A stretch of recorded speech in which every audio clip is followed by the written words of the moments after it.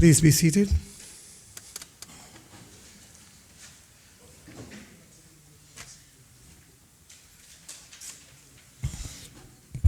The Assembly resumes its sitting. When we took the lunch suspension, we got to where we can begin the debate on the appropriation financial years 2020, Bill 2019. The bill is now open for debate.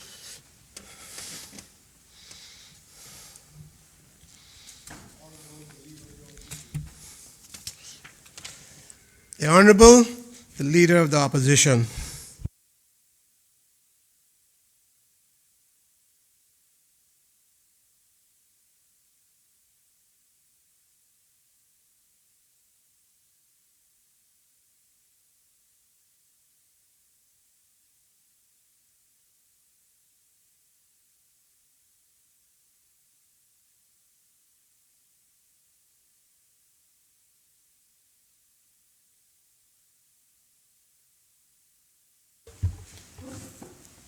Thank you, Mr. Speaker. I don't know if I'm going to get half through this because of this terrible flu I have, but here we go. Mr. Speaker, more than 500 years ago, an Italian philosopher by the name of Machiavelli started writing a series of short stories that form the basis of his book, The Prince. One of the questions that Machiavelli asked was whether a ruler should seek to be loved or to be feared. Machiavelli reasoned that it was better that a ruler be feared, as people chose who they love but not who they fear. And it was best that rulers appeal to people's fear, as it is an emotion they have no control over, and thus the politics of fear was born.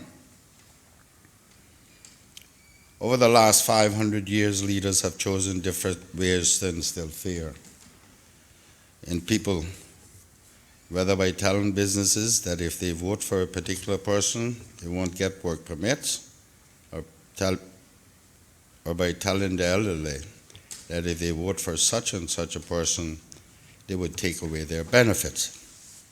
Mr. Speaker, I know that you have been on the receiving end of many campaigns, and you would know firsthand what I'm talking about.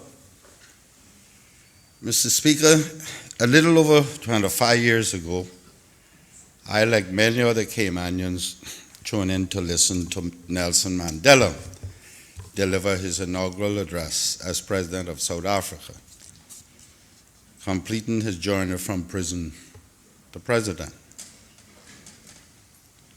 Mr. Speaker, a poem by Marianne Williamson came onto my radar because of Nelson Mandela. The poem reads, "Our deepest fear is not that we are inadequate. Our deepest fear is that we are powerful beyond measure. It is our light, not our darkness, that most frightens us. We ask ourselves, who am I to be brilliant, gorgeous, talented, or fabulous? Actually, who are you not to be? You're a child of God. A playing small does not serve the world. There is nothing enlightened about shrinking so that other people won't feel insecure around you. We are all meant to shine as children do. We were born to make manifest the glory of God that is within us. It is not just in some of us, it's in everyone. And as we let our own light shine, we unconsciously give other people permission to do the same. As we are liberated by our own fear, from our own fear, Our presence automatically liberates others. Mr. Speaker, the Cayman Islands is a God-fearing country. Our motto, He hath founded it upon the seas, is not just a testament to our rich maritime heritage, but a testament to our even richer Christian heritage. In short, Mr. Speaker, fear has no place in our God-fearing islands because faith and love cannot occupy the same place as fear. The Cayman Islands wasn't built on fear, it was built on faith. It was built on optimism. It was built by the dedication and commitment of hard-working men and women of the Sile, and many other hard-working men and women that came here from overseas and made the Cayman Islands their home.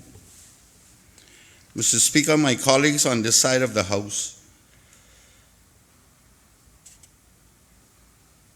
my colleagues and I on this side of the House have a fundamental difference with the Premier and his team as to what makes these islands successful. Mr. Speaker, I want to read from page 11 of the Progressive 2017 manifesto that says, the Cayman Islands success story has been built on the ability of businesses to not only hire and train Caymanians, but also to bring in guest workers to ensure that we have the resources and expertise to grow the economy, unquote. Mr. Speaker, it's our belief that the success of our islands wasn't built on businesses or immigration. It was built on the hard work, commitment, and dedication of our people and those that came here and integrated with our people. Integration, Mr. Speaker, integration.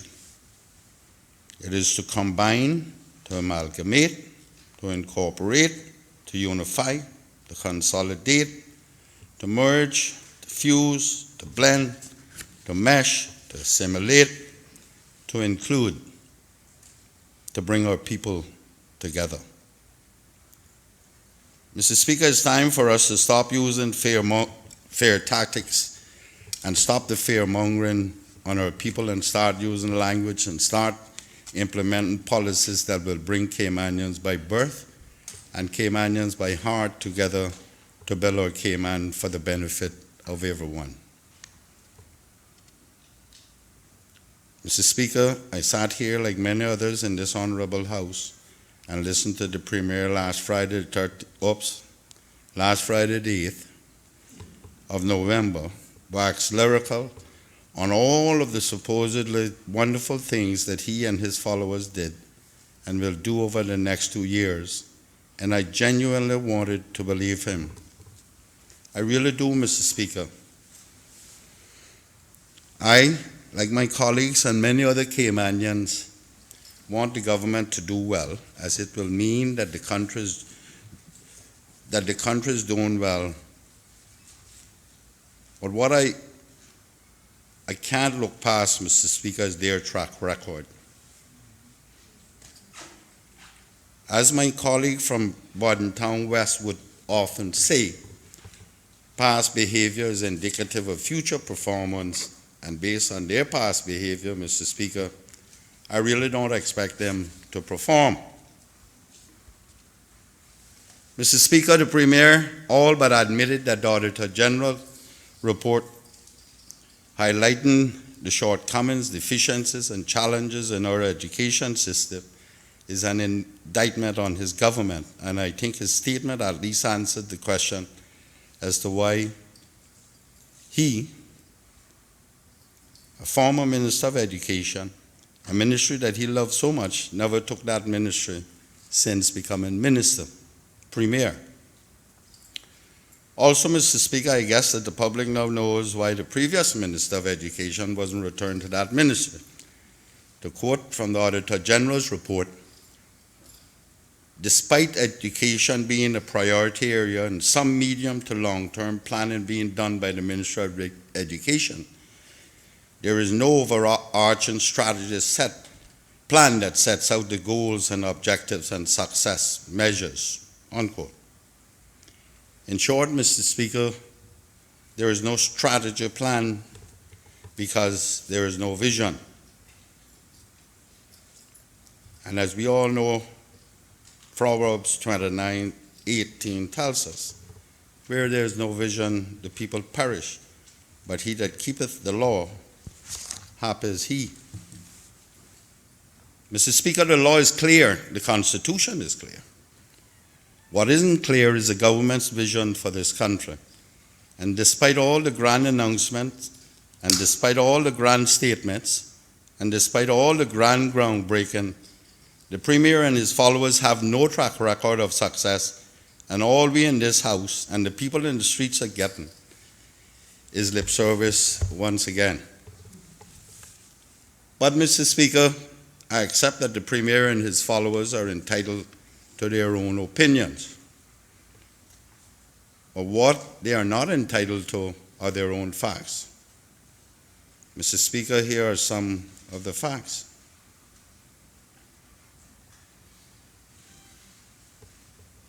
Mr. Speaker, we all are all very aware of the number of Caymanians who have lost their homes through foreclosures.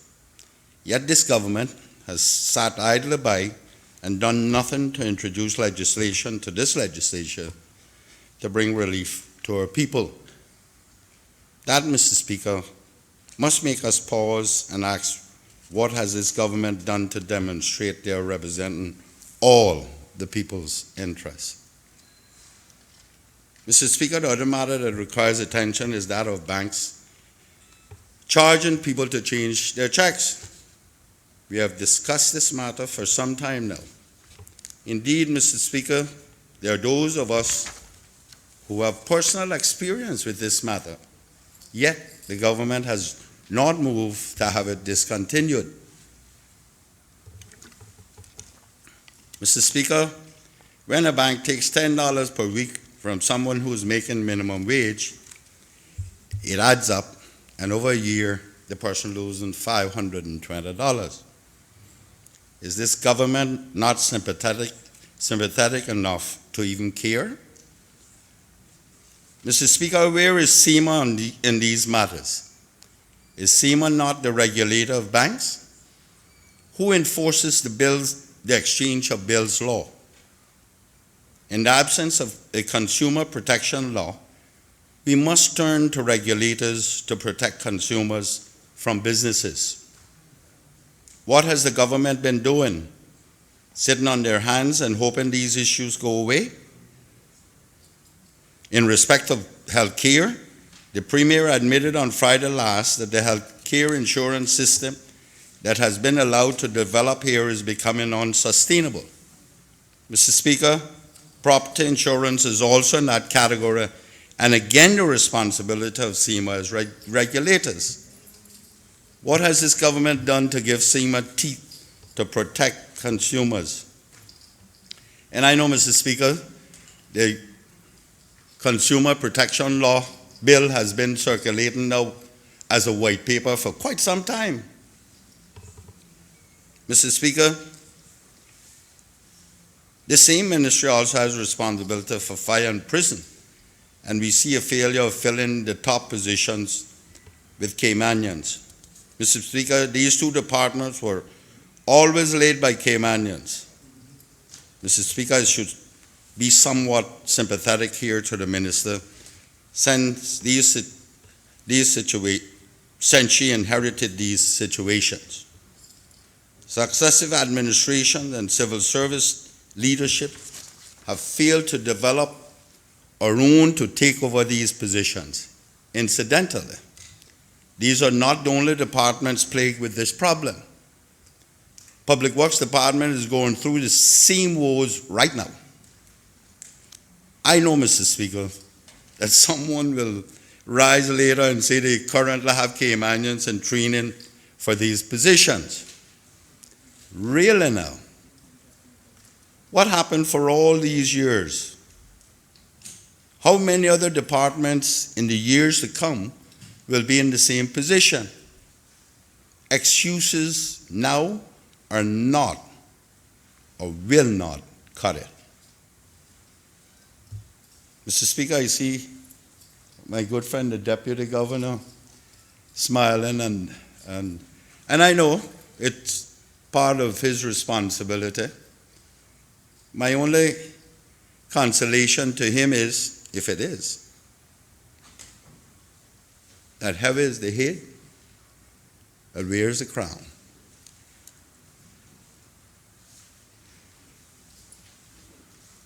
Mr. Speaker, let me now turn to the Minister of Commerce, Planning and Infrastructure. Mr. Speaker, during the last PPM administration, we saw the implementation of a new motor vehicle license system that was lauded as the answer to all our problems. Promises of proper enforcement on licensed vehicles, uninsured vehicles, etc. Mr. Speaker, we have expended millions and still spending, and the system is yet to be fully operational, much less efficient as promised. Why has it taken years to be fully installed? The obvious answer is that the system was ill-conceived. I understand that we are now buying new handheld units for the police. Mr. Speaker, we can all recall being told in Finance Committee that these units were in the hands of the police for some time now. Mr. Speaker, how many cars have we not seen on the road with the old license plate on still? Which of us know under the new system when our license is due? Nobody does. We were supposed to be messaging customers, consumers on cell phones. Mine ran out recently and I didn't know. The system is not working. And people are taking advantage of the country by driving unlicensed vehicles. I see they now have 2 gantry monitors up. I wonder if they're working. I guess we'll deal with that in Finance Committee. Mr. Speaker, this ministry also has responsibility for the development plan. During 2018, we saw the launch or a review of the development plan, which died a speedy death as it appeared. Mr. Speaker, this has been needed for years, to be exact, since 1997. What has happened to it? Unfortunately, this is the history of the last 2 administrations. Start initiatives and drop them when some special interest objects. No such luck with the birthing facility, because that came from the ordinary folk. Like Obama said in his 2008 campaign, the ordinary people get to write their congressmen, in our case legislators, while the big business writes the checks. Mr. Speaker, in preparing for this response, my colleague and I tried accessing the government websites. What a disaster. Only 2 were current. Some were not updated since 2005. No, Mr. Speaker. As much hullabaloo that has been made about the government, how come we can't even have websites current? Another failure that must be laid squarely on the shoulders of this government, whether it's the civil servants or the political directorate. A government that the Premier says is committed and works hard on behalf of the people of these islands.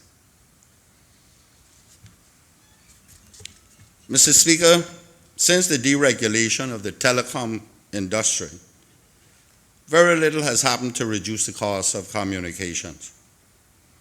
Within the first few years, we were all excited about the low cost. Now bills are high as ever, and internet charges are prohibitive. In the new technological age where people depend on access to the digital world, it is a shame that there are areas in this country, as small as we are, where fiber optics have not yet reached. The responsibility is that of offering, and yet nothing is being done to demand build out, which would lower the price to the people. We look more like the barren Mojave Desert when it comes to access to the internet.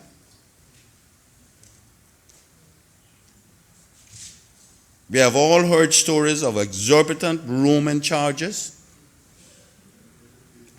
and internet charges per megabyte triple and quadruple what is being paid in other countries. These are issues that needs to be addressed through directives by the government to the board. Is it that the government feels like if the businesses are functioning, that there is no need to address the needs of the common man because they don't have needs? Mr. Speaker, I submit that the internet is as important or more so for children, and we must demand that if they intend operating in this country, they must provide complete coverage. Mr. Speaker, in that same vein, let me turn to the provision of local TV. The introduction of local TV in the early 90s witnessed it develop into a heavy dependency by the people for local news until recently when 27 was shut down. I'm yet to understand the full details of why this happened.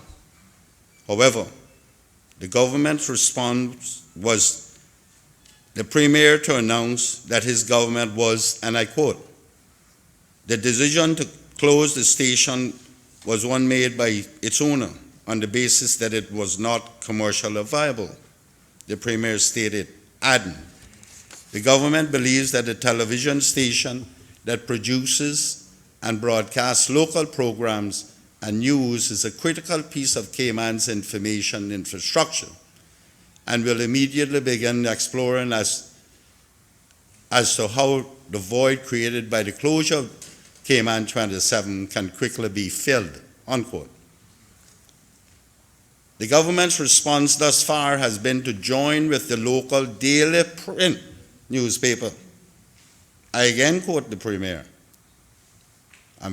I'm very happy that an agreement has been reached with the Cayman Compass," Premier Alden McLaughlin said in a release from his office. The agreement enables CIG TV and Compass Media to create and promote a sense of community, providing access for more people to community news through print, broadcasts, and digital platforms, unquote. Mr. Speaker, I say to the government that that approach sets an unhealthy precedent, and I implore the government to discontinue it forthwith.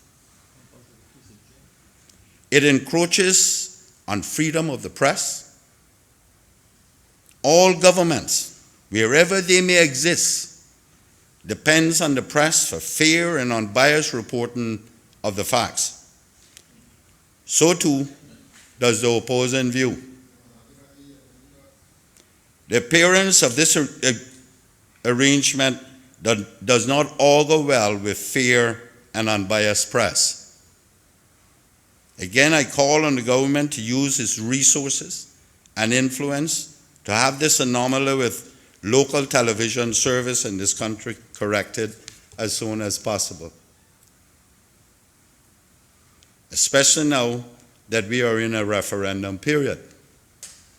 This is providing government wants its information on the cruise berthing distributed as widely as possible, like they claim. Mr. Speaker, turning to the matter of fuel.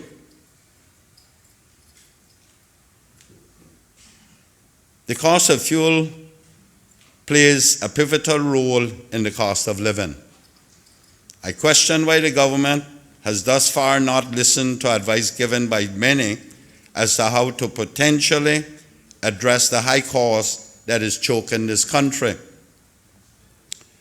While I do not subscribe to the concept of price control,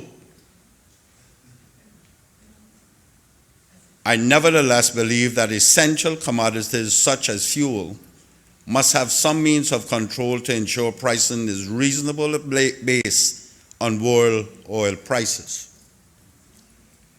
During the last administration, we were told that the changes in the law would require all suppliers to submit to government authentic invoicing, which government would monitor costs compared with world oil prices. I have heard nothing. Mr. Speaker, this essential commodity must be monitored and, if necessary, set limits through legislation to avoid unreasonable high prices foisted upon our population. The objective at the time for the change in approach during the last administration was trust but verify. I have seen no indication of verification. Therefore, I question if there is too much trust still going on. I nevertheless welcome the consultant to look at the fuel market.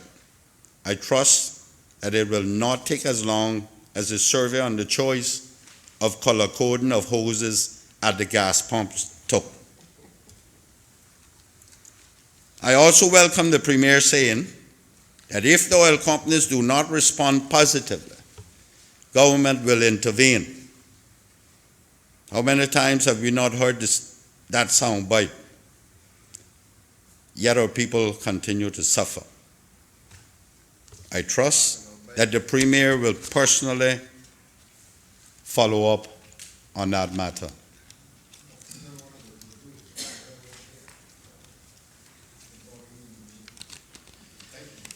Mr. Speaker, hand in hand with fuel come roads and transportation. These are and have been vexing issues for this country for a very long time, especially for the eastern districts for longer than we care to remember. This government has, by and large, ignored it until recently. That is, since it has become a crisis. Much of it in recent months coming about as a result of decisions surrounding the change of school time without considering the consequences. Mr. Speaker, the Premier admits that very little to nothing has been done in the last decade to increase the capacity of road network east of Georgetown. I guess he was referring to when I demitted office in 2009. In light of these realities, it hardly seems fair for the government to now be asking those same electors to vote for them to proceed with a $200 million cruise berthing project when they must suffer 2.5-hour gridlock morning traffic, and they are only now making an effort to relieve the congestion. Mr. Speaker, may I remind the Premier and his government these are our people too, and we took an oath to serve and protect the people of the Cayman Islands. Mr. Speaker, like the Premier, I too believe that further development of road network may ease the woes we are currently experiencing, but until other measures are put in place, the road works relief will be short-lived. Mr. Speaker, while being a minister for roads, I identified the need for other means of transportation and control of vehicle importation. Suffice it to say, Mr. Speaker, I was ignored and told that it was not the right time to restrict importation of vehicles. It is now back here to haunt us.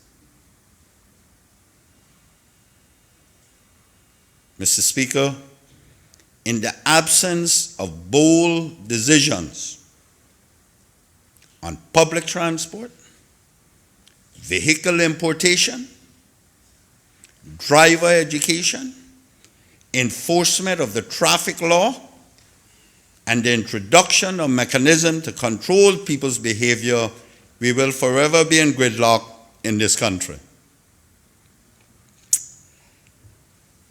Mr. Speaker, how many times have we not seen people not use use indicators? Mr. Speaker, for those of us who travel to England, we know England has more roundabouts in 1 square mile than we have in this country. And not once do you see any gridlock on those roundabouts, because they have a discipline to use they are disciplined to use their indicators. Every driver knows where the other's going. I have seen them stop on roundabouts to let people on to the roundabouts. It is about driver education. Mr. Speaker, my further view is that because all roads lead into Georgetown, if we do not correct the circulation and parking problems in the capital, the problem will escalate. Mr. Speaker, this government does not look kindly on advice nor input from the opposition. Thus, my offer to sit on a committee with the member from Prospect was dismissed. And that was after withdrawing my own motion on the subject to allow his to go forward.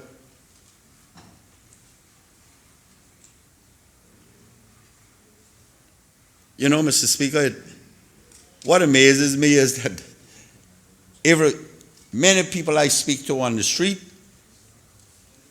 always approach me and say, you guys have to work together, you have to work with the government. Well, my response to that is it works both ways.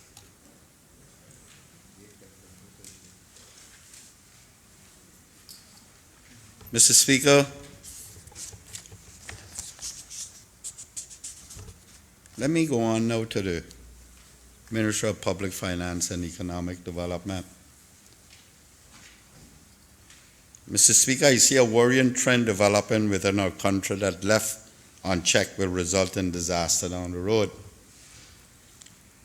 Mr. Speaker, my concerns are a result of noticing that whenever an election is around the corner, the government of the day becomes reckless with the finances of the country. It is this kind of behavior why so many people are wary of politicians who will do and say anything to remain in power. Mr. Speaker, like you, I have traveled the Caribbean and made many friends. We have also learned, Mr. Speaker, a lot of lessons from our friends in the Caribbean. Mr. Speaker, you know that since Jamaica went independent back in '62, that the first time a government got a third term was the PNP in 1997. To put this in context, Mr. Speaker, starting in 1989, the PNP took over from the JLP by winning 45 of the 60 seats in their parliament.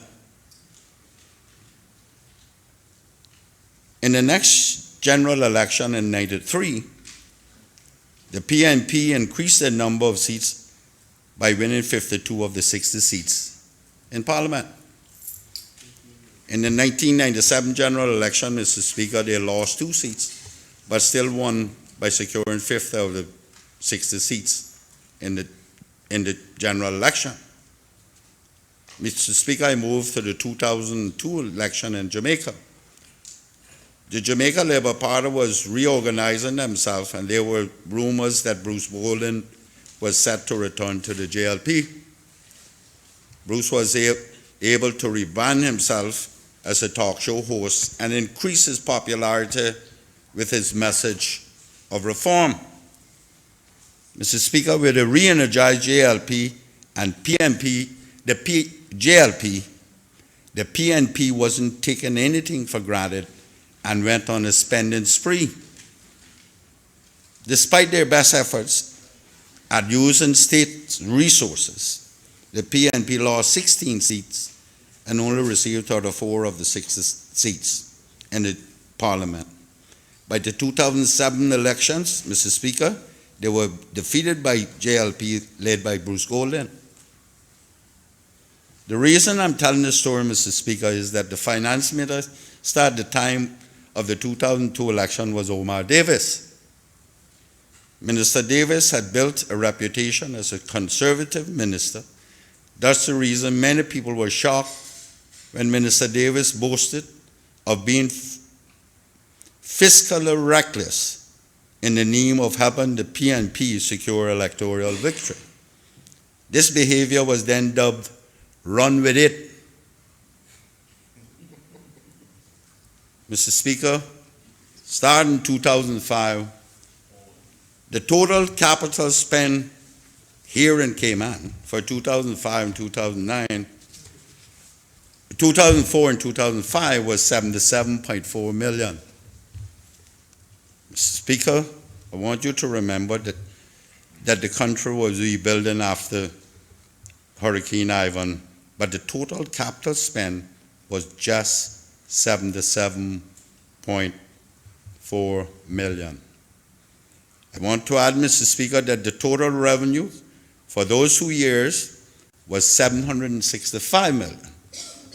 So the $77 million spent was 10% of the revenues. Mr. Speaker, you are a leader of government business. Despite the ravages of Hurricane Ivan to our homes, you didn't run with it. Mr. Speaker, moving to the 2009 election, for the 2008 and 9, going into a global recession, the total capital spent was $260 million during our administration. The total revenues for these 2 years were $993 million, which means that the total capital spend represented 26% of the revenues for those 2 years. Mr. Speaker, my good friend, the Premier decided to run with it despite you asking him not to. Mr. Speaker, we look at the 2013 election. The total capital spend for 2012 and 13 was roughly $104 million against total revenues of $1.2 billion. That spend represented just under 9% of the total revenues for the years 2012 and 13. Again, Mr. Speaker, what was left of your UDP government didn't run with it. You instilled in them a sense of fiscal prudence. Mr. Speaker, again in the last election leading up to the 2017 election, for the years 2016 and 17, the total capital spend was $113 million against $1.459 billion. That spend, Mr. Speaker, represented 7.7% of the revenues for those 2 years. And Mr. Speaker, I have to give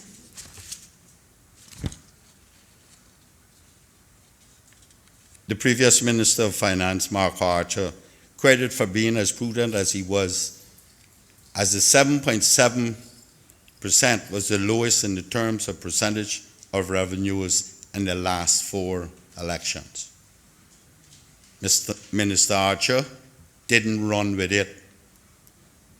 So, Mr. Speaker, to recap, in the last 4 elections, the last 2 years of capital spending, when your government was in charge, the spending was manageable and not reckless.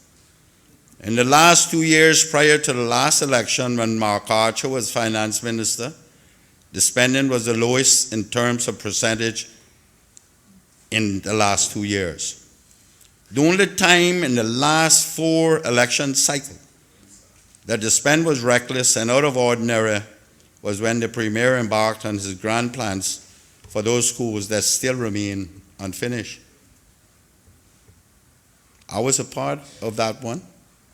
Mr. Speaker, the Premier is now proposing a budget with a capital spend of $304 million over the next 2 years.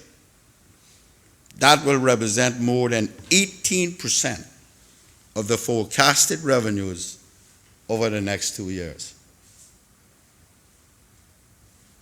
Mr. Speaker, with no Marco Archer in the cabinet to contain them, it is clear that they now plan to run with it.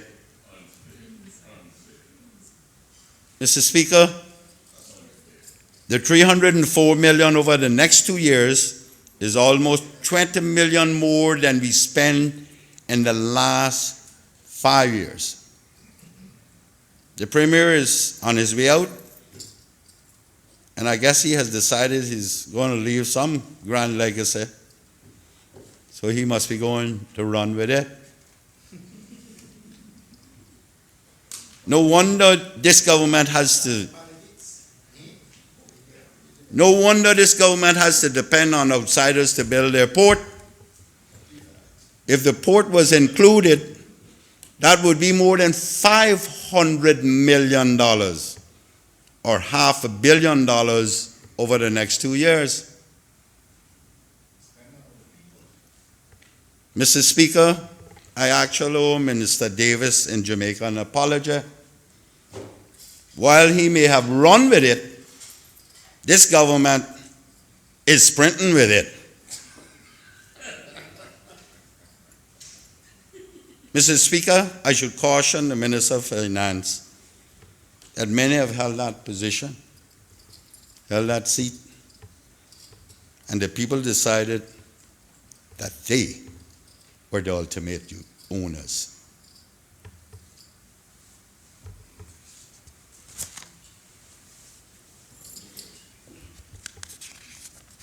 Mr. Speaker, I would now like to go to the Ministry of Health, Environment, Culture and Housing. Mr. Speaker, this is one of the ministries that touches more matters relating to the greatest number of people. Over the last 2 years, we have seen, with the exception of housing, all areas of responsibility coming under heavy criticism. Mr. Speaker, we continue to hear of garbage not being collected, despite change in the top position due to the lack of equipment. It is unbelievable that this country has to endure such infrequent collection of garbage because of shortage of trucks, when the government brags of such huge reserves. I do not want to hear that they are on order. We have heard that for 2 years now. I know the lead time is lengthy, Mr. Speaker, but this goes beyond ordering. Incapable seems more like the answer. The government needs to wake up to the realities of managing this country and stop making excuses.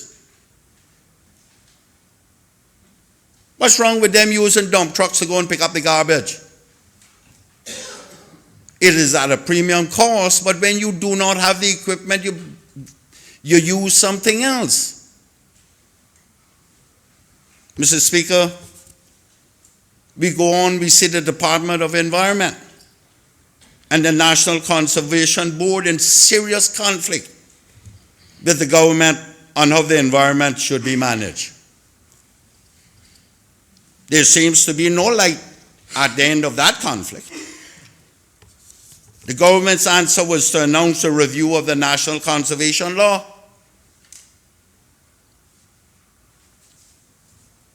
The primary sections of the review is that which the Northside member and I warned about in 2013 when the same government rushed it through this House with at least one of its members admitting they hadn't read it, but they were supporting it.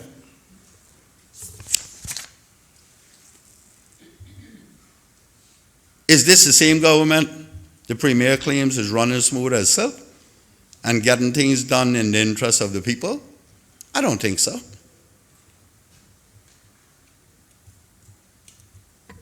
How many chief officers have we had in that ministry now?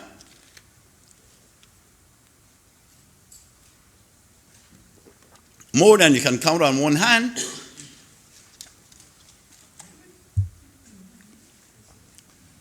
I only have 2 fingers. Mr. Speaker, let me pause here to thank the Department of MRCU, which is under that ministry, for responding so professional on the issue of the dengue fever outbreak, especially in East End.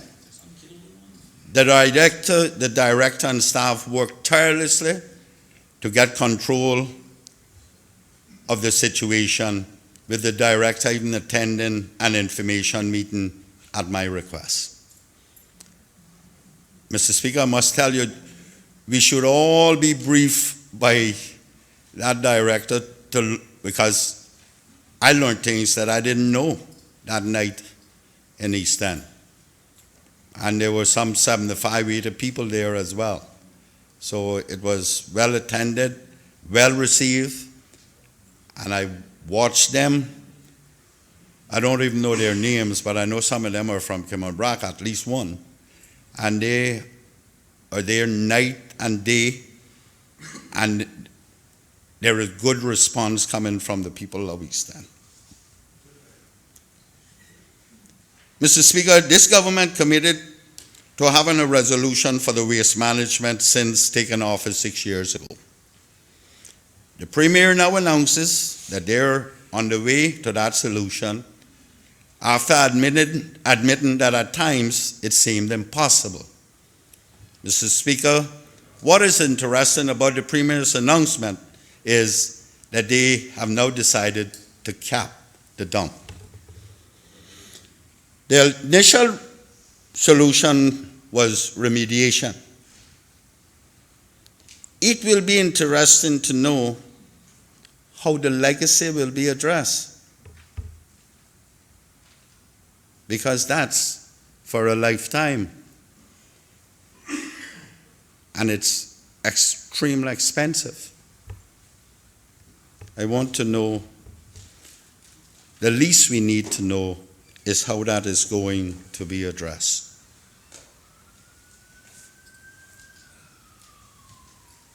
Mr. Speaker, let me go now to the issues of housing in this country. Mr. Speaker, I welcome the announcement by the Premier of the reintroduction of the Government Guaranteed Home Assistance Mortgage Program, GGHAM. Mr. Speaker, it's unfortunate that this program was discontinued when we lauded its success.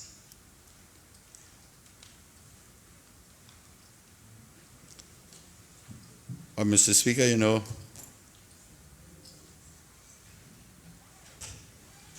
under PPM, we never built many homes, eh?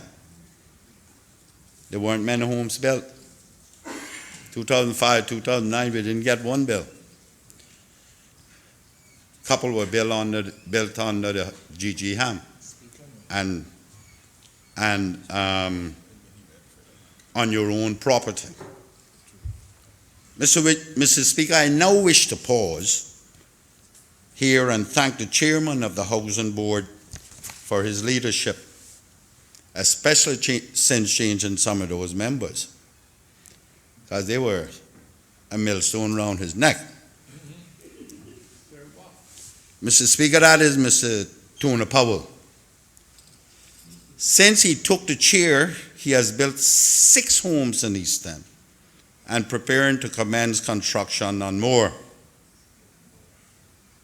Mr. Speaker, it wasn't very long ago that you came up with this concept of nation building, helping churches and helping people to get off the ground. Mr. Speaker,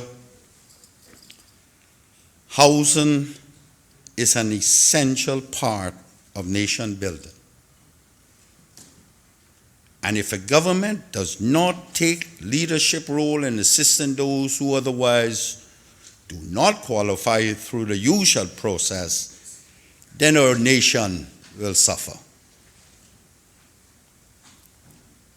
Mr. Speaker, we, all of us, have allowed the price of land and home to be driven so high that the possibility of our children owning their homes has become bleak.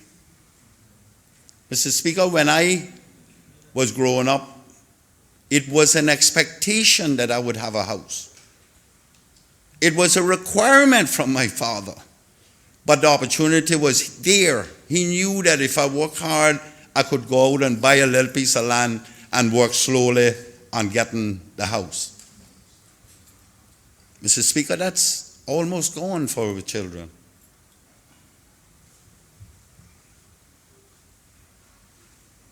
Mr. Speaker, the high cost of property in this country can be directly attributed to the realtors in this country, especially those coming from overseas.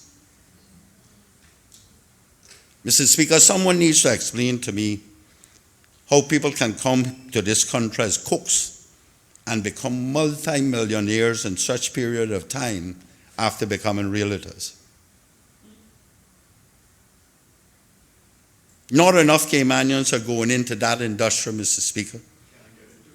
And that is because we have failed, and we have failed to keep the door open.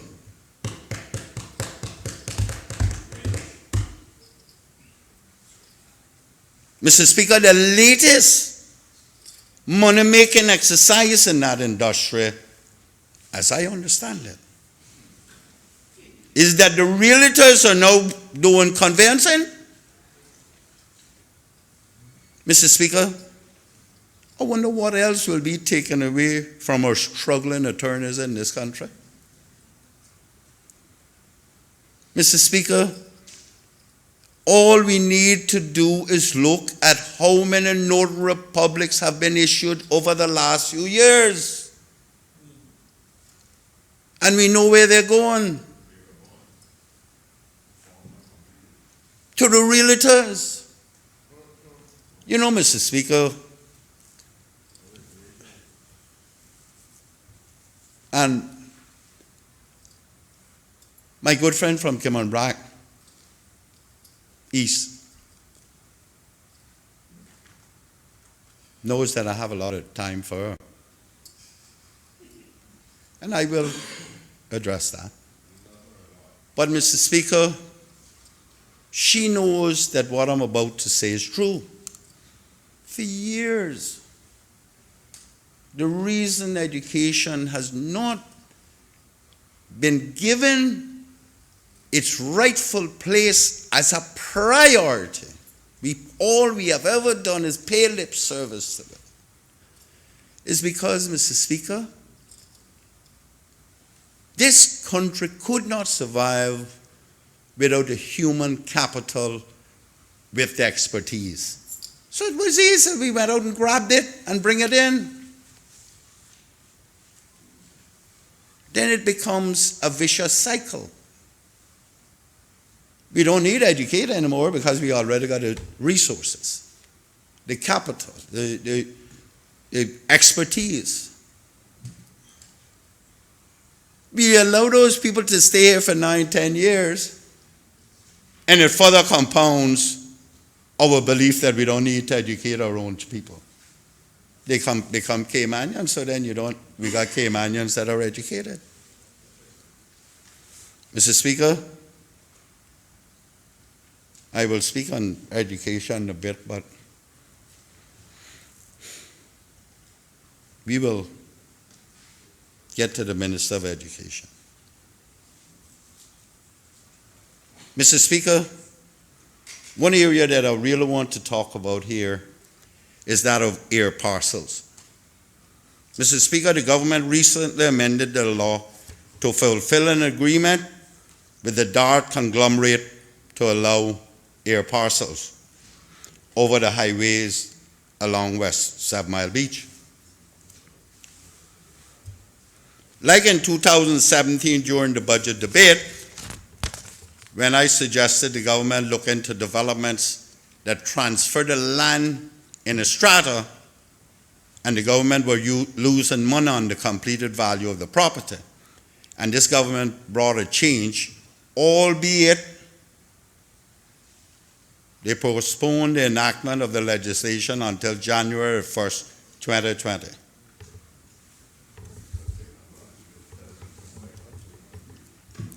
That had to be for some individuals, I don't know.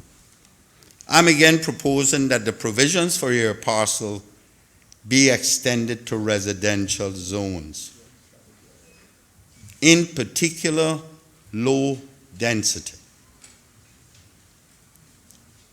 Mr. Speaker, such provisions would allow young Caymanians to pool their resources and build apartments at half the cost of purchase price. Young Caymanians are being priced out of the market, and we must endeavor to be innovative to ensure they can own a piece of this soil. After all, is that not the purpose of us being in these hallowed halls? Mr. Speaker, young Caymanians come home, they get a permanent job at the bottom of the totem pole. They probably qualify for $200,000-$300,000. If 4, 5, 6 of them get together, Mr. Speaker, that's over $1 million. You think they can't do an apartment block if they're allowed to do air parcels? Because the problem is, it is coverage in the residential area. You can only cover so much of the properties.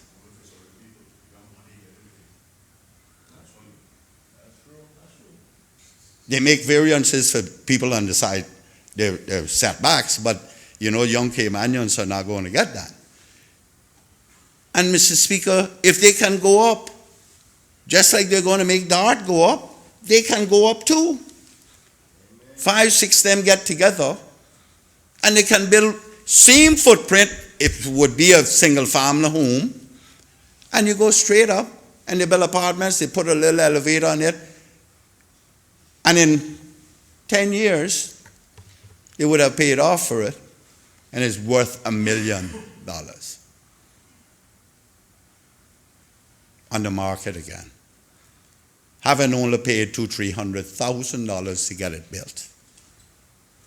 Mr. Speaker, that's the kind of stuff we need to do to lift our people.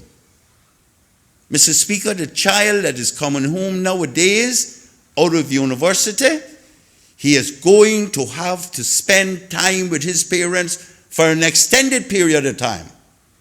Unlike me, my father told me I had to get out. He or she is going to be in their parents' house for a very long time because they cannot afford to go out and buy a decent apartment. That's true. Nor a piece of land. Too much greed in this country. Mr. Speaker, let me look at health for a minute, please. Mr. Speaker, there are three primary essentials in a human life: education, security, and health. I was stumped by the manner in which the Premier skipped over the health care in his address. Maybe we should expect no less, since his previous administration failed to address health provision in the country. So too is this one doing it. Today,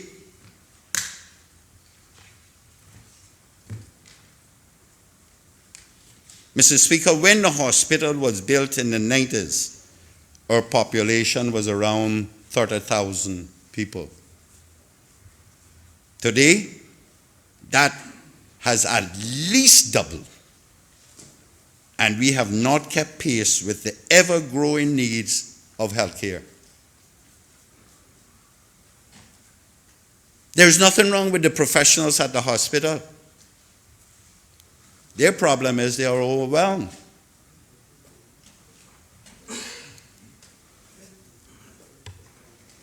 They're overwhelmed, Mr. Speaker, with the increase in healthcare issues that they have to attend to. Mr. Speaker, I, like many here, have witnessed or heard of the wait to be seen at our public hospital. Mr. Speaker, much of this wait comes from people who find the need to attend to the hospital with their children or themselves after hours. Naturally, the only place to go is the A&E. Of course, that is not the place to visit for a minor ailment like a flu or the likes.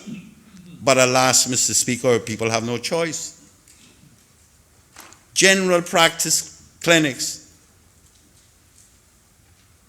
are closed by the time one gets off work or shortly thereafter. And upon arriving home, parents will find out that their family, children in particular, are unwell.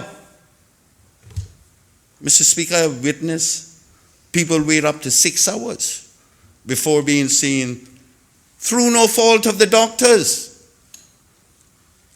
because they are dealing with emergencies. Mr. Speaker, that situation is untenable, and the government needs to have it corrected with haste. The simple answer seems to be to expand the general practice clinic into the night. But I shall leave that to the minister. Mr. Speaker, the government is talking about doing a mini hospital in Bodden Town. Why? Do we know the cost of a mini hospital? Are we trying to find things that to make up for what is happening in Georgetown? Mr. Speaker, I don't have a problem with building a new building, but make it a clinic that is serving the eastern districts all the time. Many hospitals will require diagnostic equipment and the likes, which is very expensive. The intent of Bodden Town Clinic that my good friend, the member from Savannah, built was that would serve the eastern districts after hours and Bodden Town during working hours. So the hours would be extended with a different shift into the night, so people from Bodden Town, East End, North Side would go there, and the clinics in East End, North Side would be closed. That was the intent. But Mr. Speaker, my people from East End, the people from North Side, and Bodden Town now have to go into Georgetown. And where do they congregate? At A&E. Accident and emergency. GPs are closed at 7 o'clock at night. Mr. Speaker, the member from Northside knows more about this healthcare thing than me. I'll build the roads and the electricity and all that stuff. But these are basic stuff, Mr. Speaker, that simple things that can help our people that we need to address. Mr. Speaker, I now turn to the Minister of Education. Mr. Speaker, the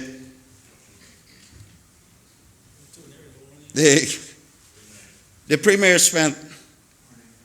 has spent 10 years in Cabinet, 6 of which has been as Premier.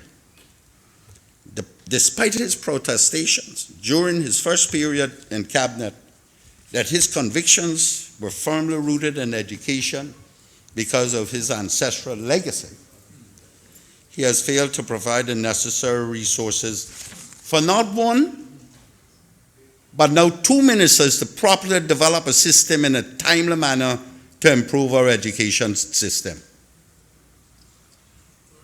Indeed, Mr. Speaker, this government has not even provided the resources to finish what is widely accepted as his Achilles heel. John Gray and West Bay High Schools. Now comes here in his 11th hour to enthusiastically announce the completion of John Gray High School, which may not even get finished totally. A school that has been needed for the last 10, 6 of which he has been at the helm. We, and in particular last 2 administration, led by the self-proclaimed defender of education, have failed our public system, school system, because we have not paid enough attention to it. While the private schools have advanced in leaps and bounds during the same period.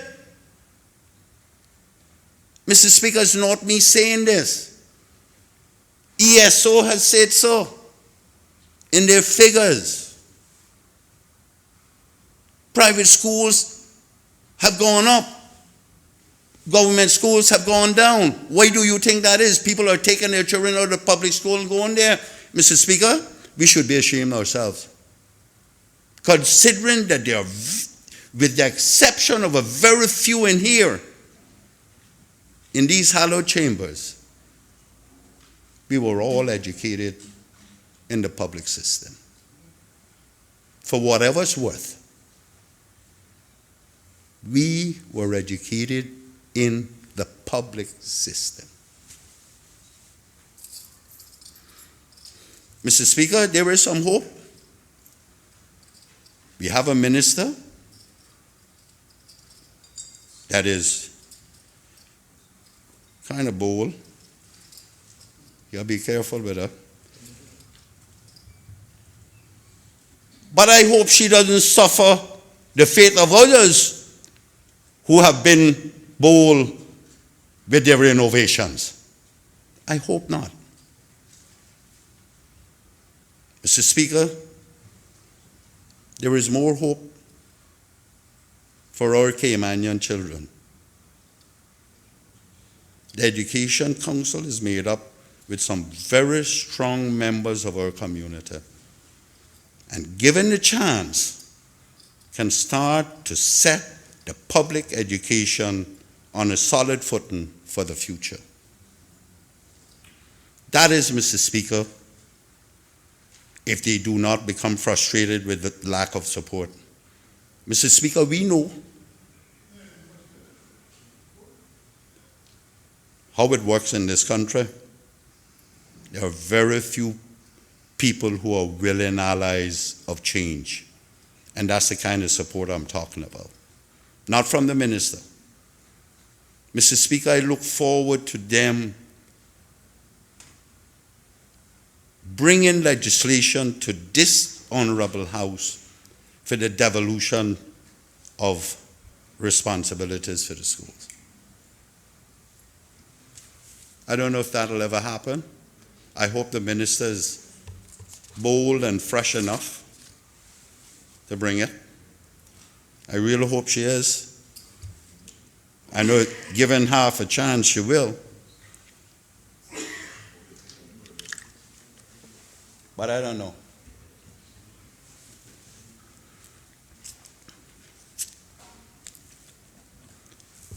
Mr. Speaker, it's only by coincidence that I now turn to the Ministry of District Administration. Not that I line them up one behind the other.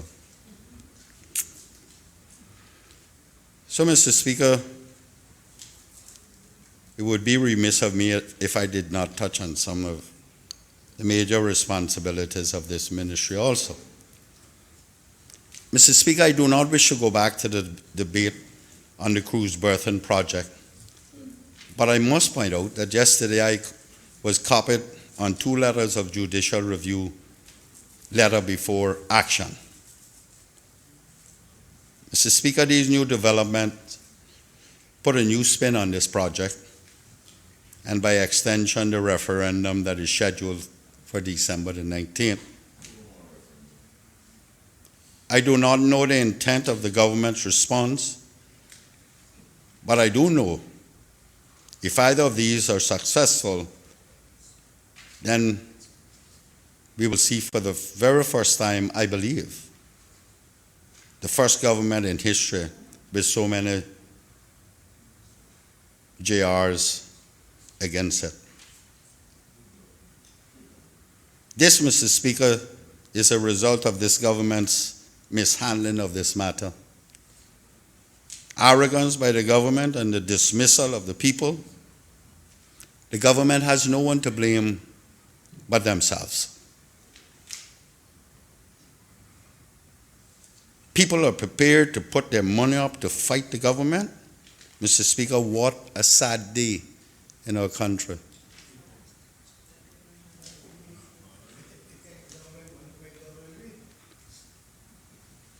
Sometimes they are taking government money to fight government with too. So, Mr. Speaker, that must concern us. It must concern us, and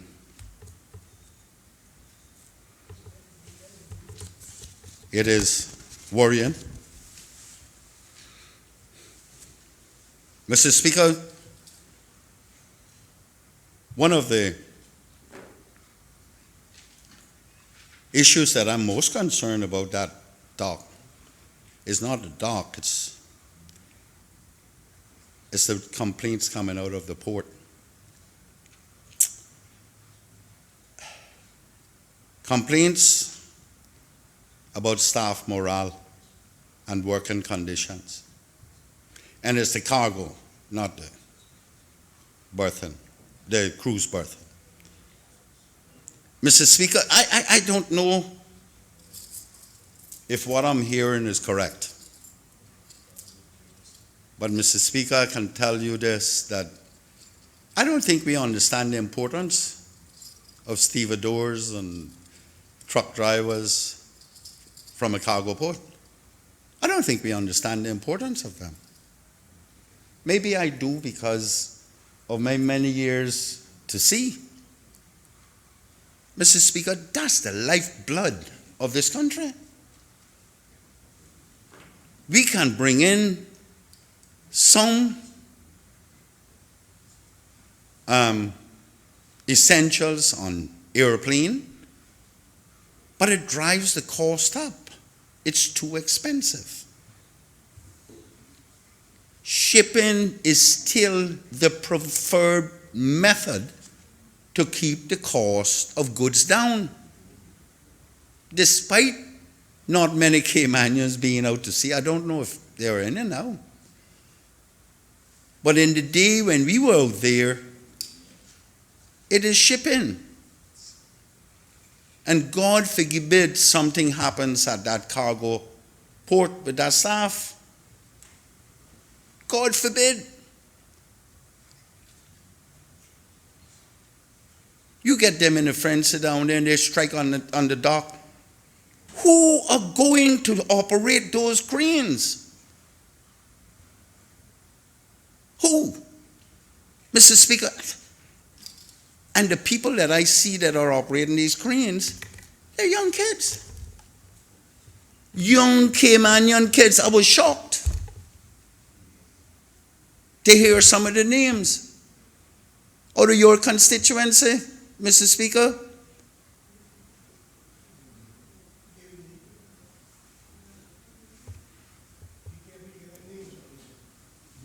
Mr. Speaker,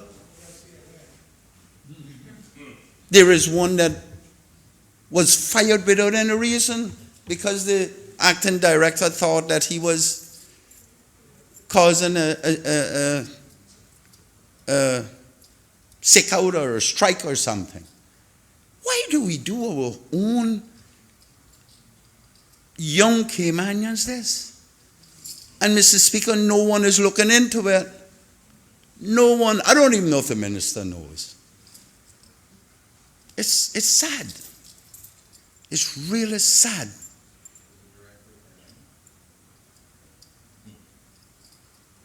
What?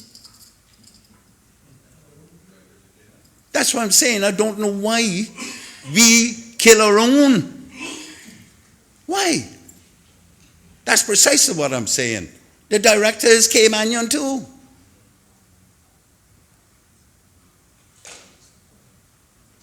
And he seems to be holding a sword over everybody's head down there. They're all Caymanians. With the exception of 2 or 3 people there. 50, 60 Caymanians, and we treating them like they're dirt.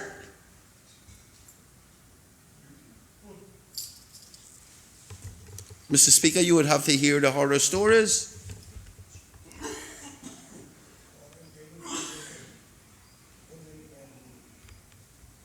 Mr. Speaker, Mr. Speaker, I believe the minister needs to look into it. Mr. Speaker, another issue that this government must now give the people an update on is that is of Cayman Airways. Mr. Speaker, we have 2 MAX 8 parked at the airport and another one expected shortly, unless it's not going to be coming. But no one knows. They are of no use to us. No use whatsoever. I've never heard of an airplane being on ground and any good.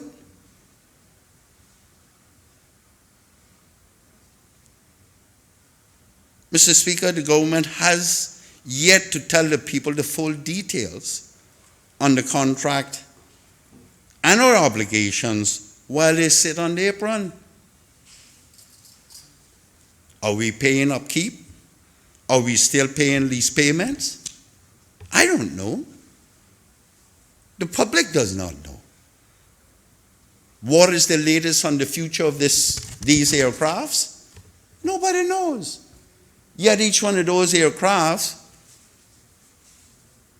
are costing around $90 million. Mr. Speaker, it must be at least fair for the country to know some details about where their money is being spent. because we're subsidizing it out of the public purse.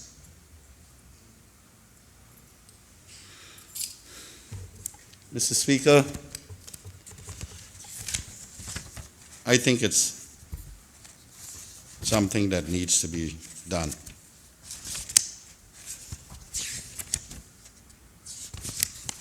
Mr. Speaker,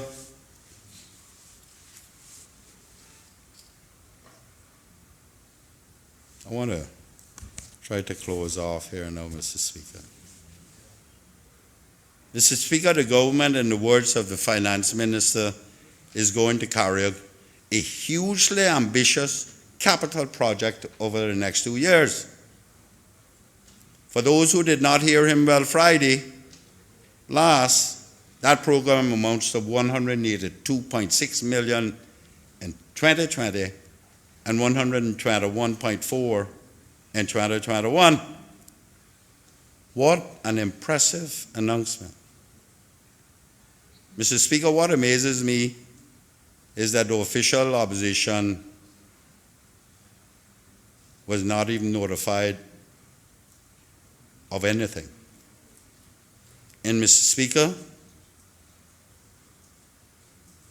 I do not speak for the member from Northside here, but on September 11th, I wrote to the Premier as follows. Pursuant to Section 47(3) of the Cayman Islands Constitution Order 2009, I write on behalf of the official opposition to exercise the entitlement to attend a meeting of Cabinet for the purpose of Section 47(3)(b). We are available at the convenience of Cabinet schedule and look forward to your earliest response. I am yet to have the courtesy of a reply. Mr. Speaker, as you are aware, the Constitution under Section 47 entitled members whose electoral district is not represented in Cabinet to attend Cabinet once every 3 months to make presentation on behalf of their constituents, and in particular, when appropriations are being prepared. Mr. Speaker, the Premier and some of his followers seems to be of the view that the opposition does not matter in the scheme of things. The total dismissal by the Premier to the opposition is quite frankly disturbing. Mr. Speaker, it did not stop there. On May the 26th, I wrote to the Premier concerning the closure of the East End Sunrise Cottage. He agreed with me in a conversation that there was a need to have a home that would serve the Eastern districts. He promptly assigned a review of the situation to the member from Prospect. That member, the Chief Officer of Community Affairs, and I visited that location and others to look at property suitable to build another home.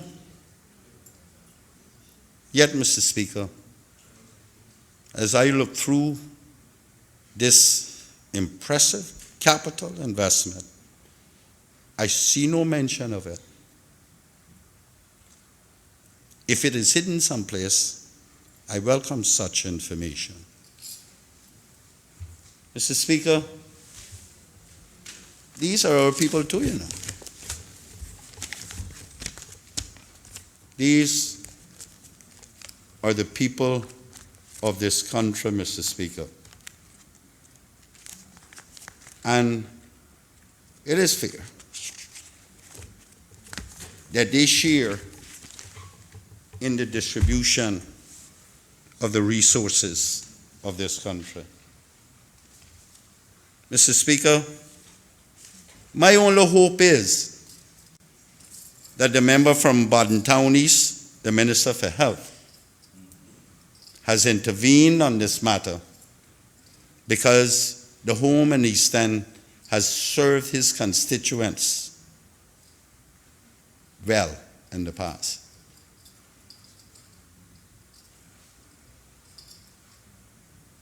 Mr. Speaker, it would be irresponsible of the opposition to object to the proposals by the government to increase assistance for those in need. That is seafarers, veterans, those in need, and long-serving civil servants, and an increase in civil servants' base wage. We welcome it, but there are others in this country that are hurting too. Mr. Speaker, I trust that the government recognized that that nice program was overwhelmed this morning again. By all accounts, minimum 650 people were there.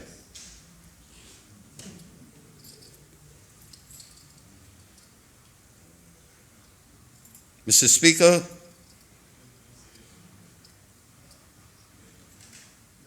I sat for almost 4 hours in this House last Friday and listened to the Premier and his Finance Minister extol their good fiscal management of the country's resources and their stewardship over the last 6 years. Sometimes in amazement, and other times, quite frankly, sometimes nauseated. Mr. Speaker, let me remind these good gentlemen that it does not take a genius to properly manage money when one's income exceeds your expenditure, as they have had such good fortunes for many years now. Nor is it hard to hoard those excesses and not provide the services necessary for the life of people to be better. What was nauseating was that they have the audacity to come on the eve of a general election, their last budget, and try to ingratiate with their offerings that should have been part of the last 6 years. People do not appreciate their intelligence being insulted.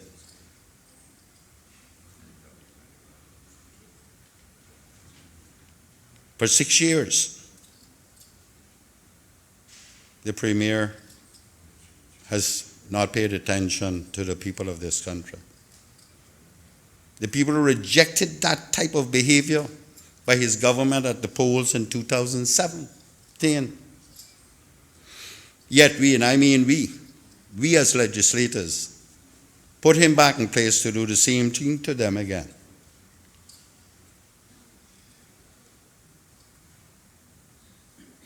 To do the same thing to the people who rejected that kind of treatment in 2017 at the polls by removing not one, not two, but 3 of his ministers, in particular, his finance minister.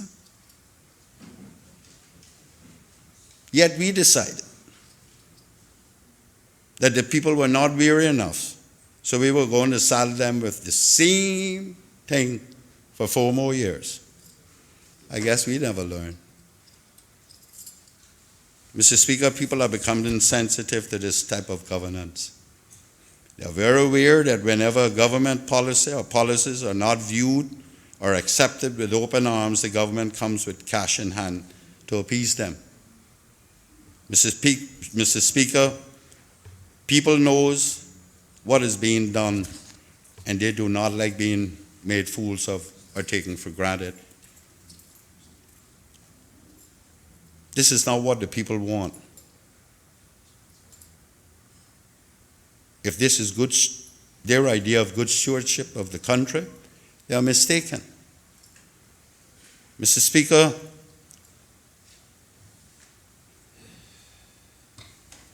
people want to know what their government is doing to ensure they have opportunities.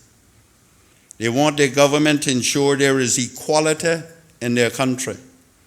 They want to be able to live in their country where the cost of living does not eat up their entire wage. They want to know their children will have opportunities or options of becoming lawyers, doctors, teachers, engineers, etc.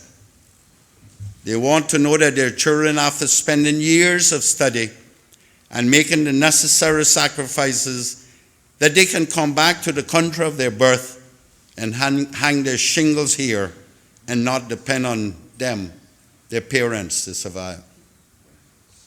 They want a country, if their job becomes redundant, that they can get a comparable job and not have their home foreclosed on. They want to be able to commute in a reasonable time, not where it takes 2.5 hours to travel what should only take half hour. They want a country where the cost of fuel does not consume half of their basic wage. They want a country where the basic food items are still within the reach of the middle class and lower financial strata, and not feel like only the 1% is capable of feeding their children. They want to know that the same way the opportunity was available for them to purchase a piece of land and build a home will be within the reach of their children. Mr. Speaker, this government has failed to provide the basic living conditions for the ordinary man.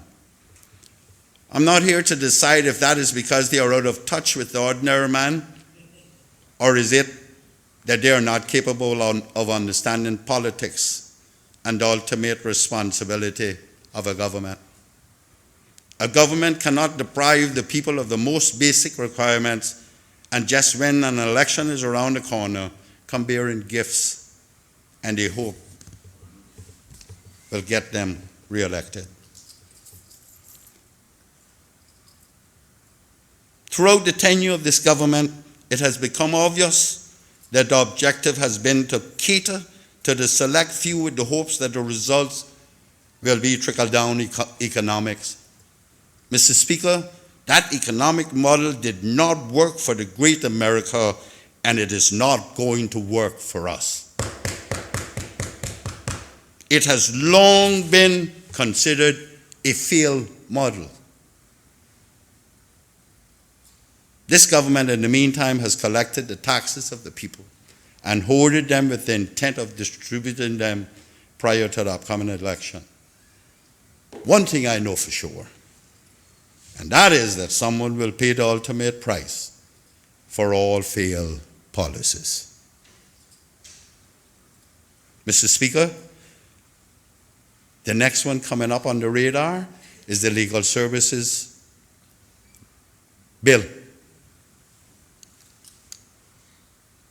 Mr. Speaker, what I have seen, what I have read, they better wheel and come again. Rewind, come again. Because I can tell you, Mr. Speaker, I'm not prepared to allow anyone to damage the economy of this country and put any option, such as law, out of the reach of young Caymanians that are yet unborn. Mr. Speaker, I have seen it. I have heard the demands. I have responded to them.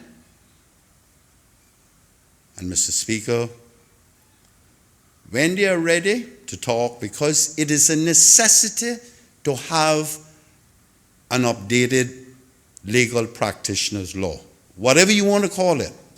It is a requirement. We are at that stage that we need to do it.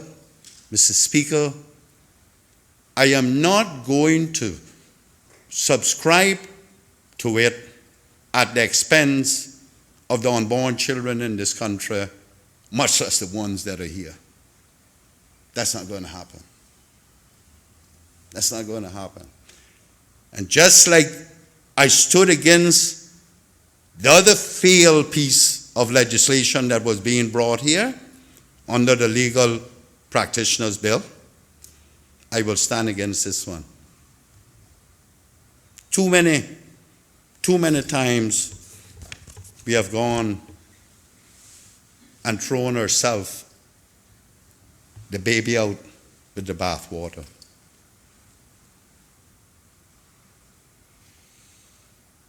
Mr. Speaker, you know,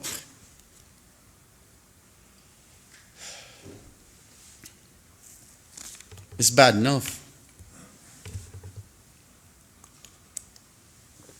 When people come to our shores and take advantage of us, 10 times worse, Mr. Speaker, when our own try to do it.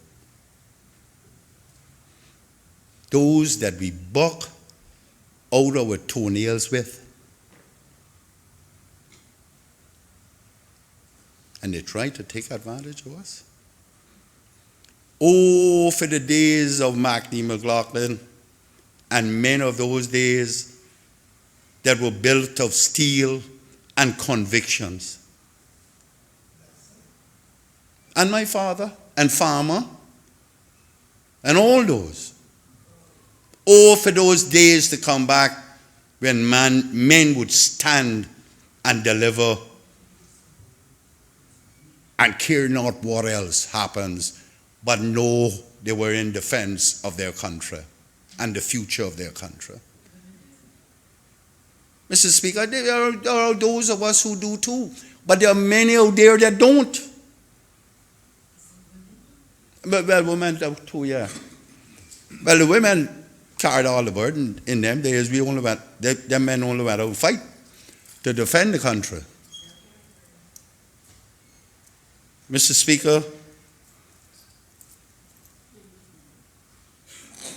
that's what bothers me about this country. But then those of us who stand are trying to disrupt the country. Well, I have no place to go. If I go north, I got past Cuba. And Trump said, you're not coming there. If I go south, I got all these Central American countries. And you know they don't like overseas territories. They will invade you. I'll deal with him later too. Mr. Speaker, there are two other issues that I wish to address before closing. First, let me address the Constitution amendments, which has been going on for the past year. And the Premier now announcing that he has received a letter from Lord Ahmad. I haven't read it yet, but I see it's been placed on my desk, which should include the final package of changes that has been approved. Mr. Speaker, not much has been said about the position of the opposition. 1 minute it's this, next minute it's that. I think it's time to put these matters to rest, and other members can speak for themselves when the time arrives. Mr. Speaker, it would be disingenuous for anyone to suggest that the proposed constitutional changes had consensus within the opposition. That is really stretching it. No one can say that because it didn't happen. Mr. Speaker, we are yet to be briefed on the constitutional changes.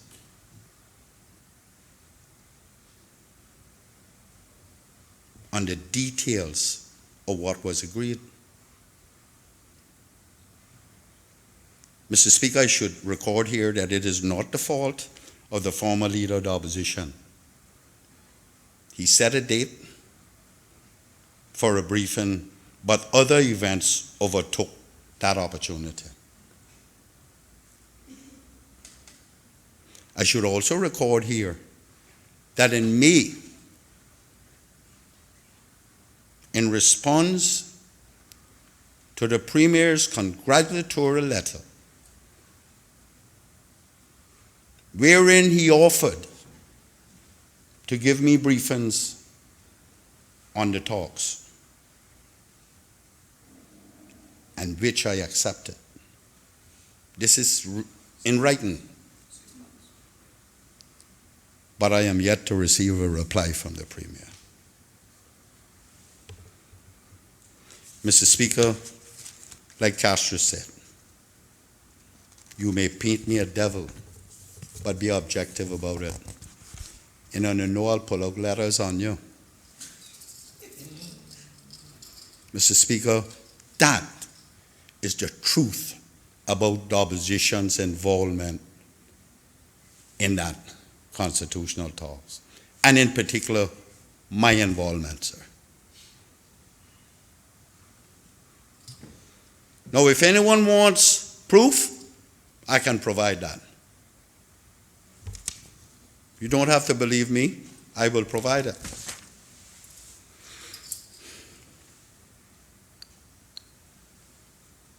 Mr. Speaker, last matter is that of the recent ruling on same-sex marriage by the Court of Appeal and Governor's address to this House, where he said, that is the Governor, and I quote, "It is my firm belief that the government should act with reasonable haste to comply with the Court's decision.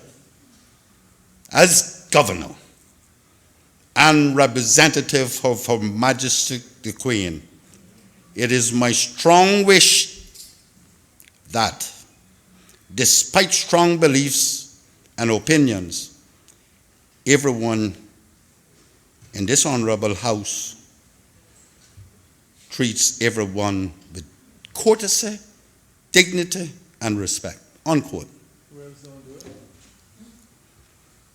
Mr. Speaker, I don't know why the Governor chose to come here and make such strong wishes, with emphasis on him being Her Majesty's representative. But I think it's incumbent upon me to inform him that this country has always treated those amongst us of different sexual orientation with courtesy, dignity, and respect. If that has changed, it has come about since the arrival of people like Roosevelt and the former Governor Kilpatrick, not Caymanians. And he would do well to choose his words more carefully and place the blame where it rightfully belongs.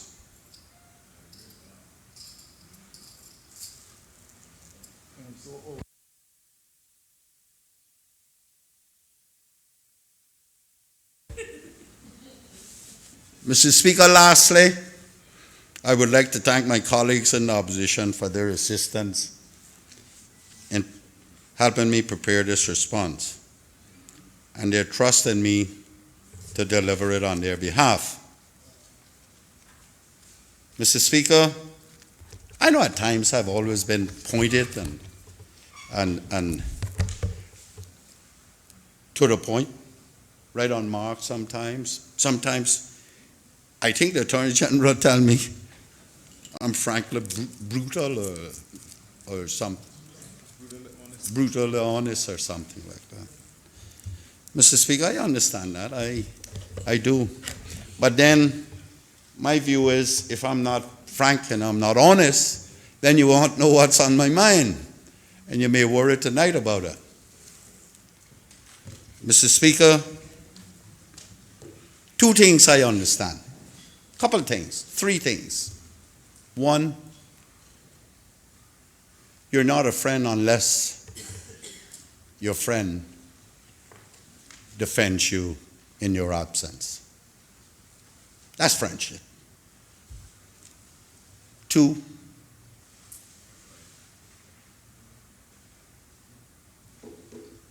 it hurts. The truth hurts.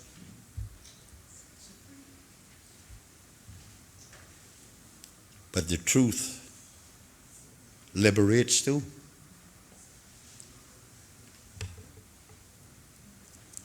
And I know no other way. I have said in these hallowed halls before. My dad used to tell me, I'm going to beat you. You decide how many beatings you're going to get. You tell me a lie, I'm going to beat you now. You tell me a lie, I find out later the truth, I'm going to beat you again. So you might as well tell me the truth now and take the one beating. So I was conditioned to tell the truth the first time around. That's why I can walk in a place in this country with my head high. That's who I am. That's who I hope to continue to live, to be. That's who I hope to die, to be when I die. And that's who I hope that my children will bury in the sands of the East End graveyard in time to come. Don't look for it in a short time, though. Mr. Speaker, the last thing I say to my colleagues, especially those on the front bench, including my good friend the Premier and the Minister for Education, who finds herself being East End and Gun Bay and San Bluffer because some buttonhole family originated up there, and she partially grew up in East End with my aunts and I say to them, Mr. Speaker, again,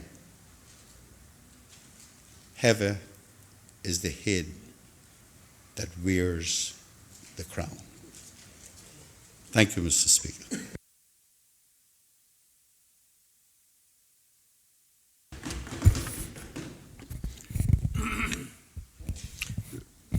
Does any other member wish to speak?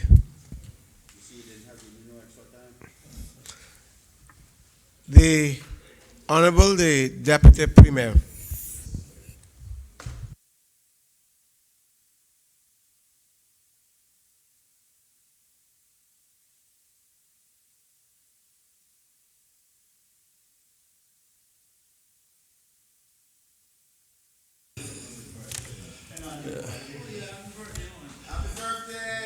Thank you, Mr. Speaker. Mr. Speaker, I sat here on Friday and listened to the Premier deliver his speech. I sat here and listened to the Minister of Finance deliver. And now I've sat here, Mr. Speaker, and listened to the Leader of the Opposition for the last 2 hours. No, I wasn't.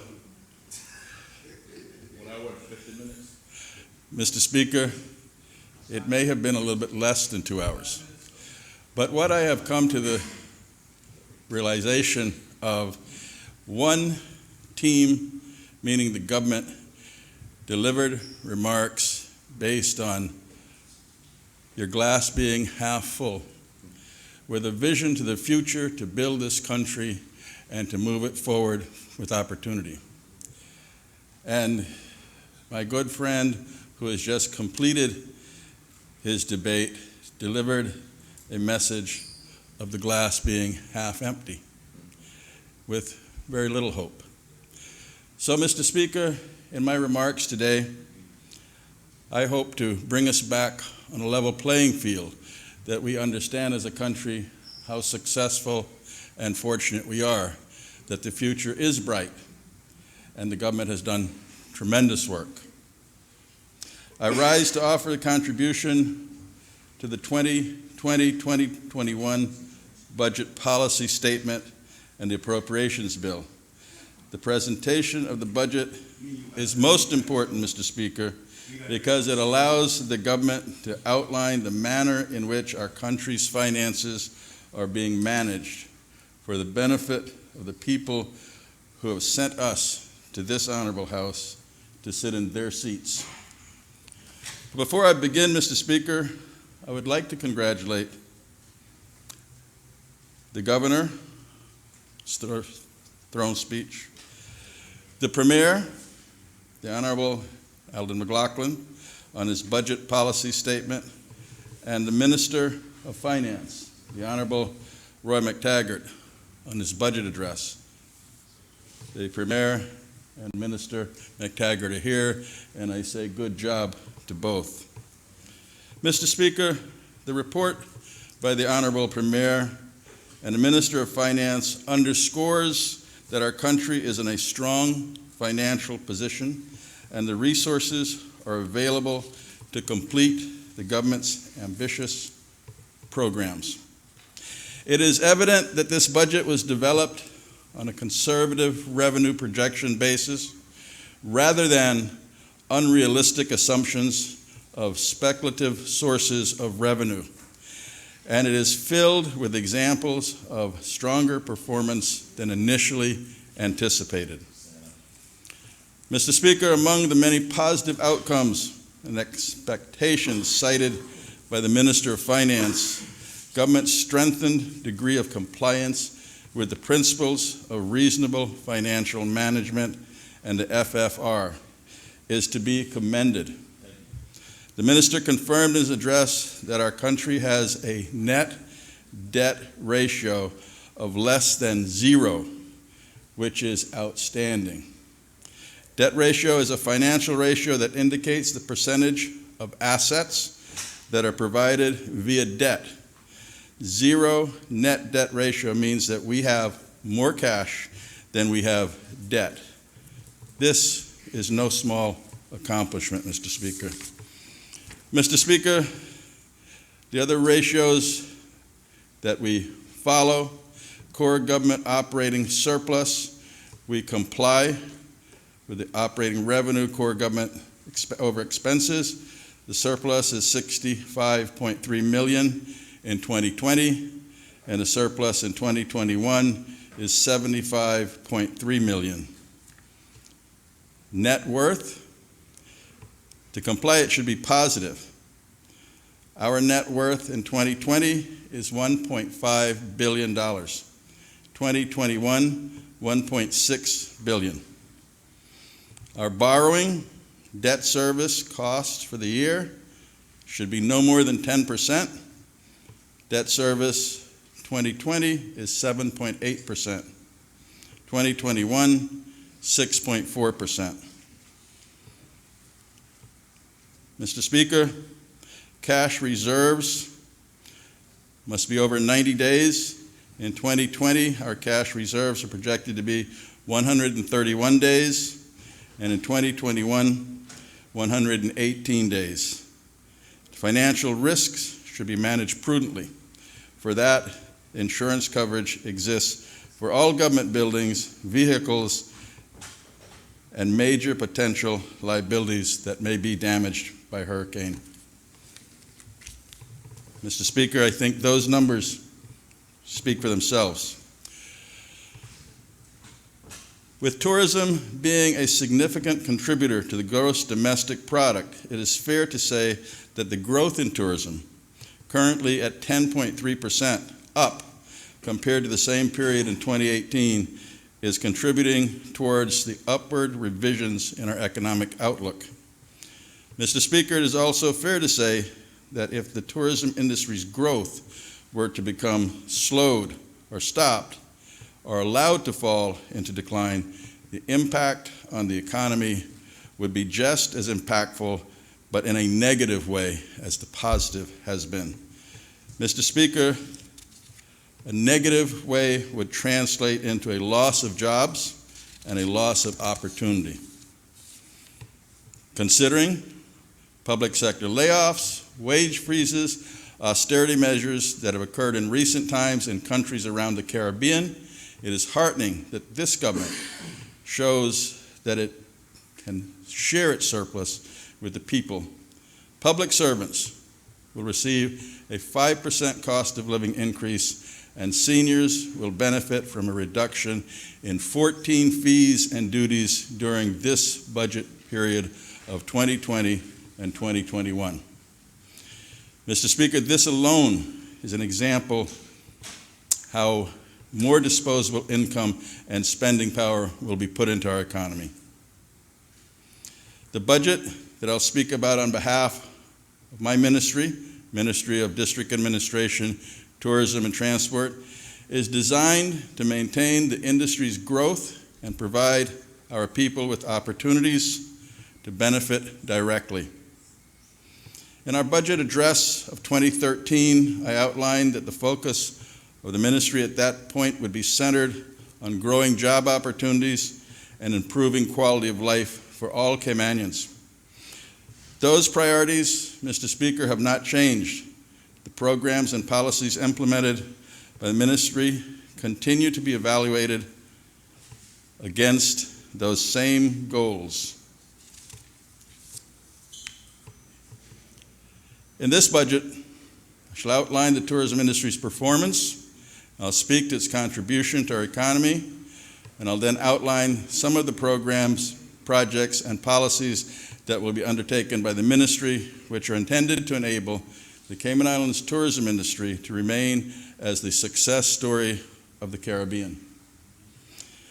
The industry has exceeded expectations, and the people of these islands have every reason to be proud of their performance, because we all touch tourism in some way. And when the industry does well, we should all feel proud. As we like to say, tourism, truthfully, is everyone's business. Over the past 6 years, stayover visitation has increased at an unprecedented rate. To fully appreciate how far our tourism has come in that relatively short period of time, it is necessary, Mr. Speaker, to recap our performance under this progressive-led government and this unity government. In 2013, total air arrivals were 345,000. In 2015, stayover arrivals topped 385,000, which at that time was the highest in our island's history. 7 out of 12 months in 2015 registered their best totals. And Mr. Speaker, I remember in a meeting with many of the different departments that we looked at and we said, we want to aim to get to 400,000. At that time, Minister Hugh was counselor, and I remember him looking around and saying, we're not looking for 400,000, we're looking for 500,000. We will deliver this year. Despite facing the challenges in 2016 as the onset of Ebola, Zika virus, Brexit, and a saturated local accommodations market, the year ended as another record, registering a marginal increase over the previous year. 2017, for the first time in our history, air arrivals topped the 400,000 in a single year and was eclipsed further still by 450,000 in the end of 2018. Mr. Speaker, for 2019, our tourism sector is outpacing most of our Caribbean competition. The country's unaffected by hurricanes in the last 24 months. The Cayman Islands registered a growth of 10.3%, and it puts us in the top 3, that performance of Caribbean nations. The Department of Tourism 9-month destination snapshot for arrivals show the USA is up by 10.5%, Canada 16.5%, which, Mr. Speaker, as you know from your past history as Minister responsible for tourism, is our core market, and it's performing quite well. UK and Ireland 6.6%, Latin America 7.6%, and the rest of the world 12%. The average length of stay is 5.95 nights, and the reasons for visits is ranked in an order of percentage. 80% visited for recreation in our stayover. This is one that I'm very happy to talk about. The next one, and I compliment the Minister for Financial Services, because 6% of our guests come for business purposes and enjoy a vacation at the same time. So you see the synergy that the government creates all through its ministries working together. 5.2% family and friends, and the other ones fit into other reasons.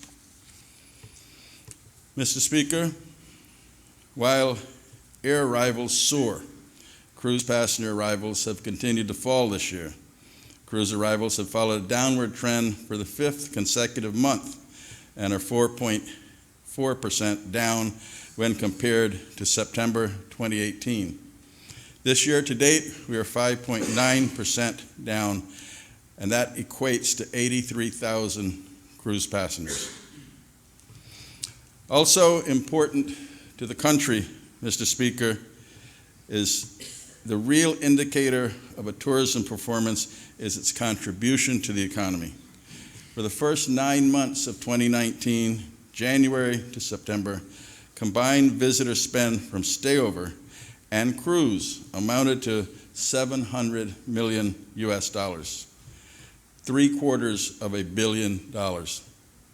Mr. Speaker, this spend represents an increase of 8% growth, or $51.8 million when compared to the same period in 2018. In terms of the breakdown, stayover visitors spend is up 11%, from $503 million to $560 million, while cruise passenger spend is down 3.6%, from $145 million to $140 million. Honorable Deputy Premier, we have reached that hour. I call for the suspension of the standing orders if we intend to go on. Yeah, we do. Mr. Speaker, I move the suspension of Standing Order 10-2 in order for the House to move and work past the hour of interruption.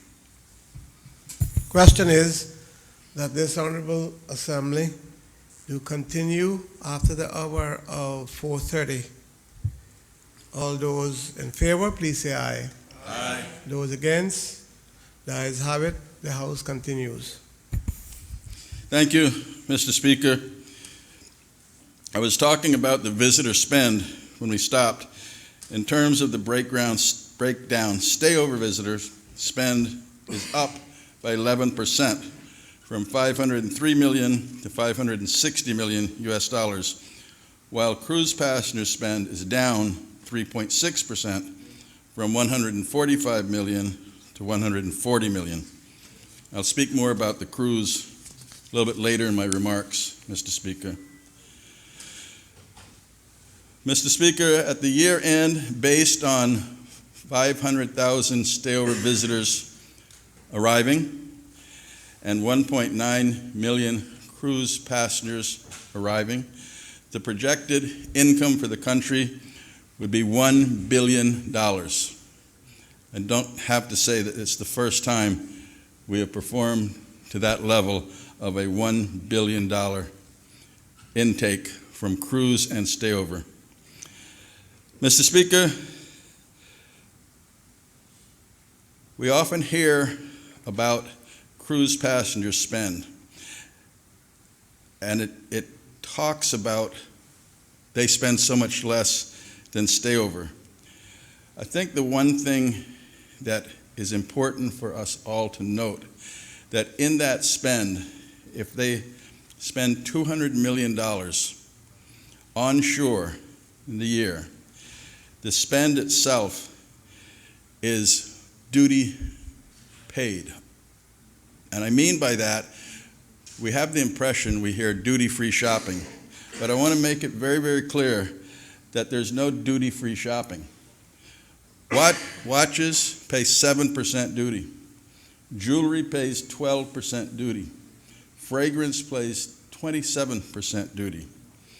So I use that example to say that if cruise passengers spend $105 a day, and you use the example of 2 million, you would see that averaging out a 15% duty, bringing it down to where an average would be, that would actually contribute another $31 million to the government treasury. And Mr. Speaker, the revenue generated from tourism, especially cruise, is reinvested in our country for provisions, taxis, public transport.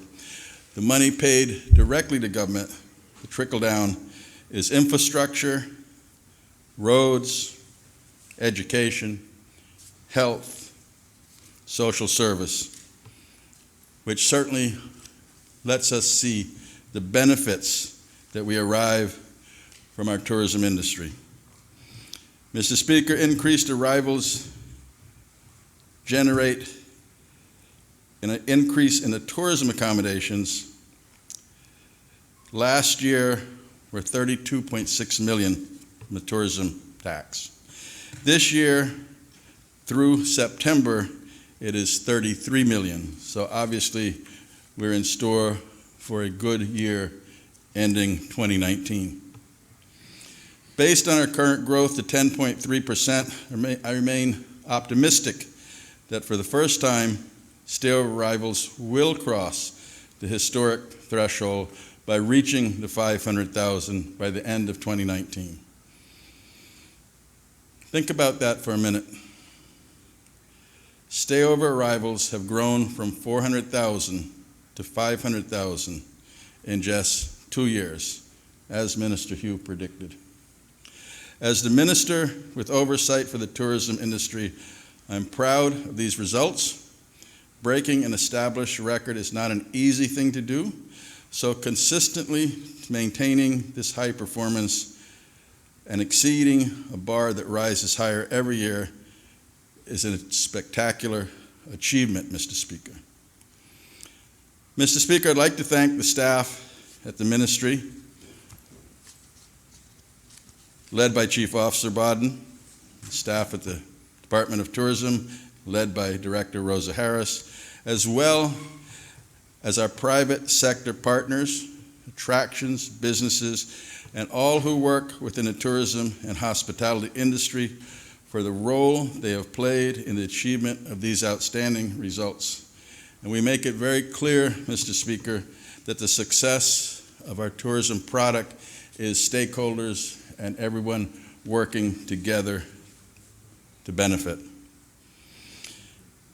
Mr. Speaker, I'm proud to say that the ministry this year is not sitting back. We have challenges this year, especially in our core market, because as we know, it's an election year. The United States, Canada's just finished.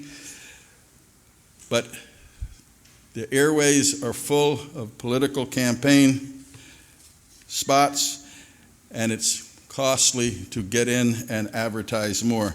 But our target this year, Mr. Speaker, is to grow our tourism arrivals by 5% in stayover. And to meet this goal, we will continue to work hard, be ahead of the competition, remain inclusive, considerate, and cooperative with our stakeholders. Mr. Speaker, the fact that we operate in such a competitive market, the Department of Tourism is constantly strengthening and refreshing its advertising promotions. To drive demand for inbound travel to the Cayman Islands, a new advertising campaign entitled Dream in Cayman was recently launched. To wide international acclaim, the visual elements of the campaign were captured in all 3 islands, and for an added touch of authenticity, the song used in the television commercials was sung by Caymanian Miss Sarah McTaggart. Last month, following a competitive procurement process, the Department of Tourism began working with a new media planning and placement agency based in Chicago, and in 2020, we anticipate building our global marketing strengths with plans to look at a presence outside of our core markets. Maybe Latin America is on the horizon. We'll have to see. But as a result, we look forward to bold communications and marketing strategies that will continue to achieve positive results. Mr. Speaker, the ministry continues to support efforts to level out seasonality by diversifying the market with conferences, destination weddings, medical, and sports tourism, which provide an incremental boost to tourism arrivals and revenue. And I want to give you a perfect example in a partnership with the Minister of Sports and Education, supported by the counselor. They did Carifta Games. We partnered with them. The Carifta Games for the country in April 2019 had a total visitation of 2,076 visitors. That, safe to say, would not have come here without that competition taking place. We welcomed them from the Caribbean, which accounted for 2.78% of the growth registered that month. And the regional visitation was led by Jamaica with 504 and the Bahamas 218. The revenue generated from this event amounted to approximately $1,900,000, $2,000 passengers times 5 days times 187 days. But the example again of no silos, ministries working together, hats off to the ministers and colleagues.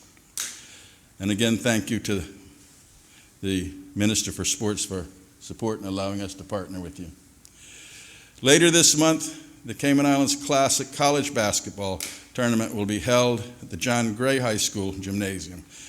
Mr. Speaker, this is the third time this event is being hosted here and typically includes 8 Division I teams. Last year's event broadcast from our shores reached over 1.1 million viewers in international media and social coverage and had an economic impact of over $2 million. The event brought 1,300 incremental visitors, and 500 of our public and private school students got the opportunity to attend these games for free.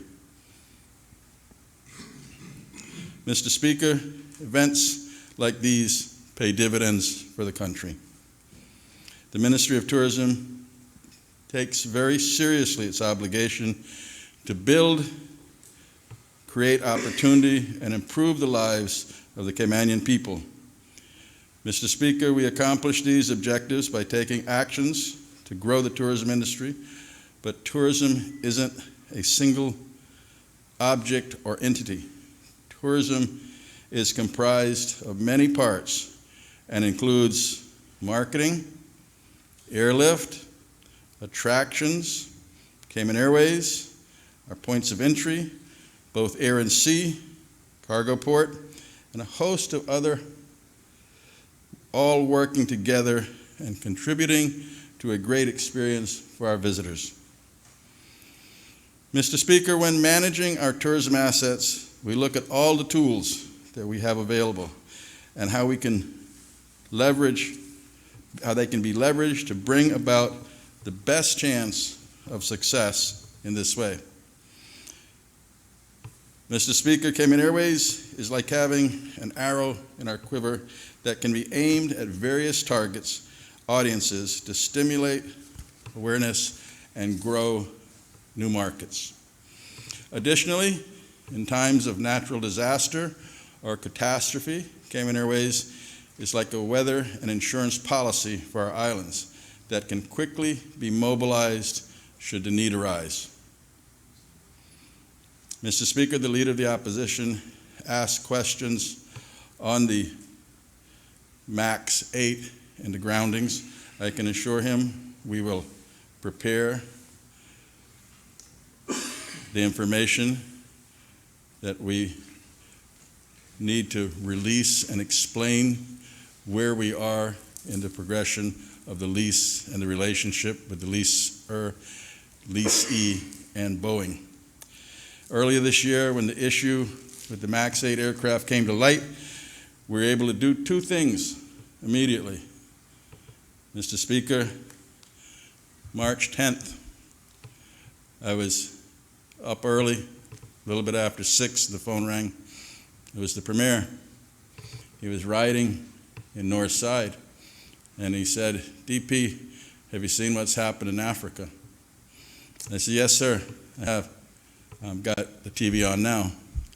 And he said, "Do you have any more information? We have to do something." I said, "I'm waiting for input from the chairman and from the CEO of Cayman Airways." He said, "Call me as soon as you know something." The conversation was for them to huddle, make recommendation, and advise the government, Premier and myself, to advise caucus. They came back with the advice that the MAX aircraft needed to be grounded. We were the first country in the world to ground MAX aircraft following the Ethiopian airline crash. That early action allowed us to do a second thing, which was to secure our economy in a way that Cayman Airways is designed to do.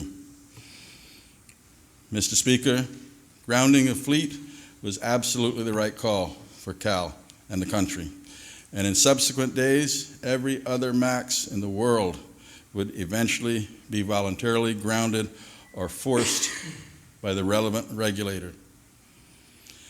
But because we had the infrastructure of Cayman Airways and still 737-300s to be flown, the management came to caucus and we reviewed what our options were. And to protect our tourism industry, we had to appreciate the fact that American Airlines was flying MAX 8s into Cayman. Southwest was flying MAX 8s into Cayman. United was flying MAX 8s into Cayman. It was quickly realized that the very next day, a large percentage of the planes coming to Cayman with our friends and family and tourism product could stop. That day, the decision was made for Cayman Airways to continue with their 737-300s that they had plans for based on the transfer over to the MAX, but to secure them for a longer period. And subservice was arranged early in the whole curve of the MAXes. One of the reasons CAL was able to get subservice. And the rest is history. American pulled a third flight, and CAL put a plane in. Our industry continued to grow, and our tourism product and friends and family market was protected. That was Cayman Airways. That was the 400 Caymanians that work at Cayman Airways. That was the $20 million salaries that Cayman Airways pays out every year. That was the insurance policy that Cayman Airways delivered. And we understood that the value for dollar, because of some of the things that had to be done with the 300s and some of their checks, had to be done because the value was there and the increased benefit to the country was the insurance policy. Mr. Speaker,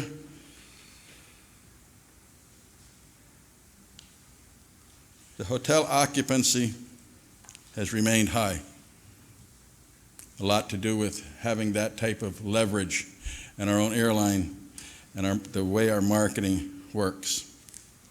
I think it's safe to say, again, that we wouldn't be seeing the double-digit increase growth in stayover this year without the explanation I've just given you on Cayman Airways and the MAX. Our hotel occupancy has remained high throughout the Cayman Islands, including Cayman Brac, Little Cayman, East End, and moving all the way through Grand Cayman. Projections for the winter season show it will be a very strong season again. And the Cayman Islands tourism industry recently achieved a major milestone in the accommodation sector through the significant growth of over 7,000 rooms licensed and available to visitors. Mr. Speaker, this includes over 1,000 new rooms added within the past 3 years, with the condominiums and villa categories accounting for 73% of the increase. Room stock across all 3 islands stands at 7,038. Grand Cayman has 6,646, followed by Cayman Brac with 230, and we expect another 40 added to that by January, and 162 in Little Cayman. Mr. Speaker, the condominium and villa category represents the majority share of the types now available, with 4,321 rooms versus 2,700 in the hotel category. Our ministry signed an MOU with Airbnb, introducing them to our market. we have seen a significant rise in a number of home share properties across all 3 islands. Airbnb is providing a sustainable way for increasing and diversifying our room stock. It is giving enterprising Caymanians, particularly in East End, North Side, West Bay, Baden Town, Cayman Brac, and Little Cayman, an opportunity to participate and directly benefit from the tourism industry. Mr. Speaker, we had a seminar last month, and it was interesting to listen to the presentations and to understand the opportunities. The things that we did years ago that we just took for granted, and we didn't realize the ambassadorship that we were displaying in the tourism industry, is now actually explained in a session to learn about tourism.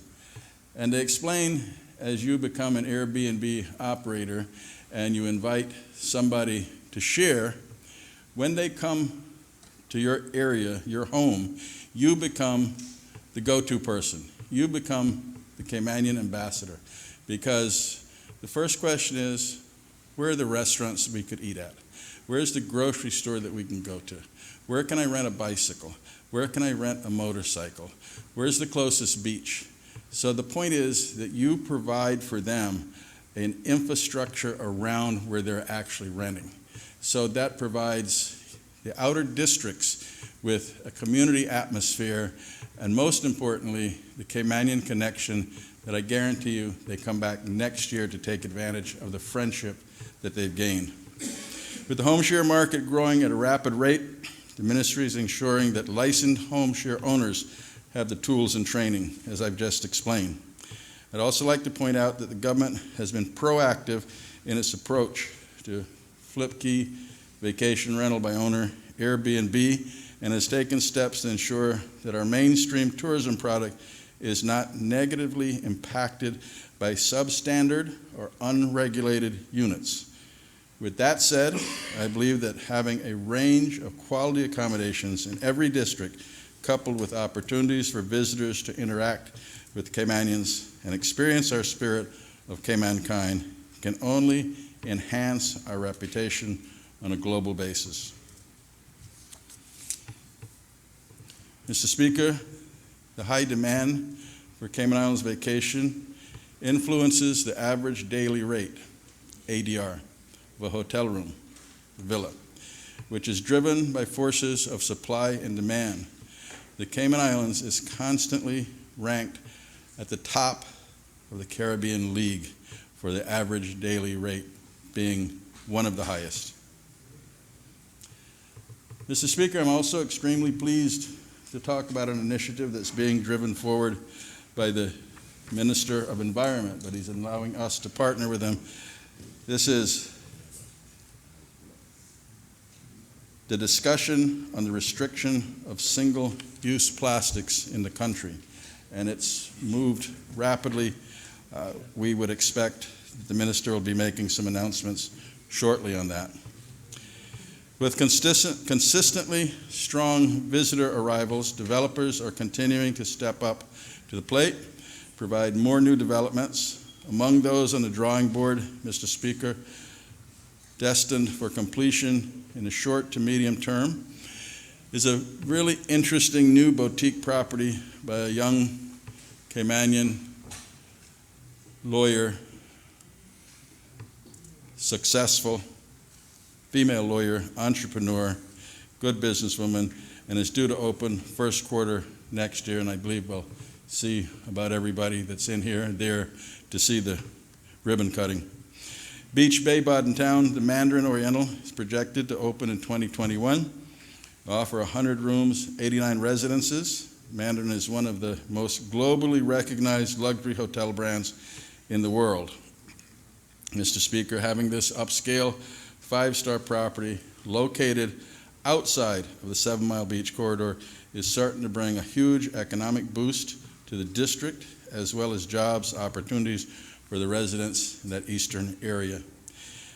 Mr. Speaker, the Mandarin Oriental name is very important for the Asian business because it has been proven that when that business moves, they look for hotels that they're familiar with, and the two that rings up as top of mind is Mandarin and Peninsula. So this is a very positive step for the Cayman Islands. Closer to the West Bay Road Corridor, the 351-room Grand Cayman Hyatt has been approved for development on Pageant Beach and expected to open 2021-2022. The 80-room Palm Heights Boutique Hotel, formerly the Beach Suites, opened earlier this year. An additional 250-room five-star resort is also being planned by the same owners. Westin Hotel is planning an additional 200 rooms to increase its capacity to 543 rooms. And we all know that the property just underwent a $50 million renovation in 2017. Closer to home, Mr. Speaker, the NCB Group has partnered with Hilton to open a Curio Collection Hotel in 2021. We can see it going up. This new boutique property will be located in Georgetown, will offer 80 rooms. We welcome these new developments, along with others, and look forward to their completion to add more capacity for the high seasons to come. Mr. Speaker, visitors like having a variety of accommodations options, and they also like having a choice in airlines and gateways that bring them here. In terms of airlift, there are 9 international airlines offering service to our island from 20 international gateways: the US, UK, Canada, Jamaica, and Central America. In addition, I'm pleased to confirm that British Airways will be adding another seasonal flight between Heathrow and Grand Cayman for the summer 2020. And this will increase BA's service to 5 days a week during the summer, with the new operating on Tuesdays. In June of 2020, American Airlines will begin nonstop service to Grand Cayman from JFK in New York. Service is starting 1 day a week on Saturdays and scheduled to be year-round. Air Canada is increasing its capacity during the spring and fall from Toronto. December 2019, Cayman Airways will commence its weekly nonstop service to Denver, ramps up in March to twice weekly.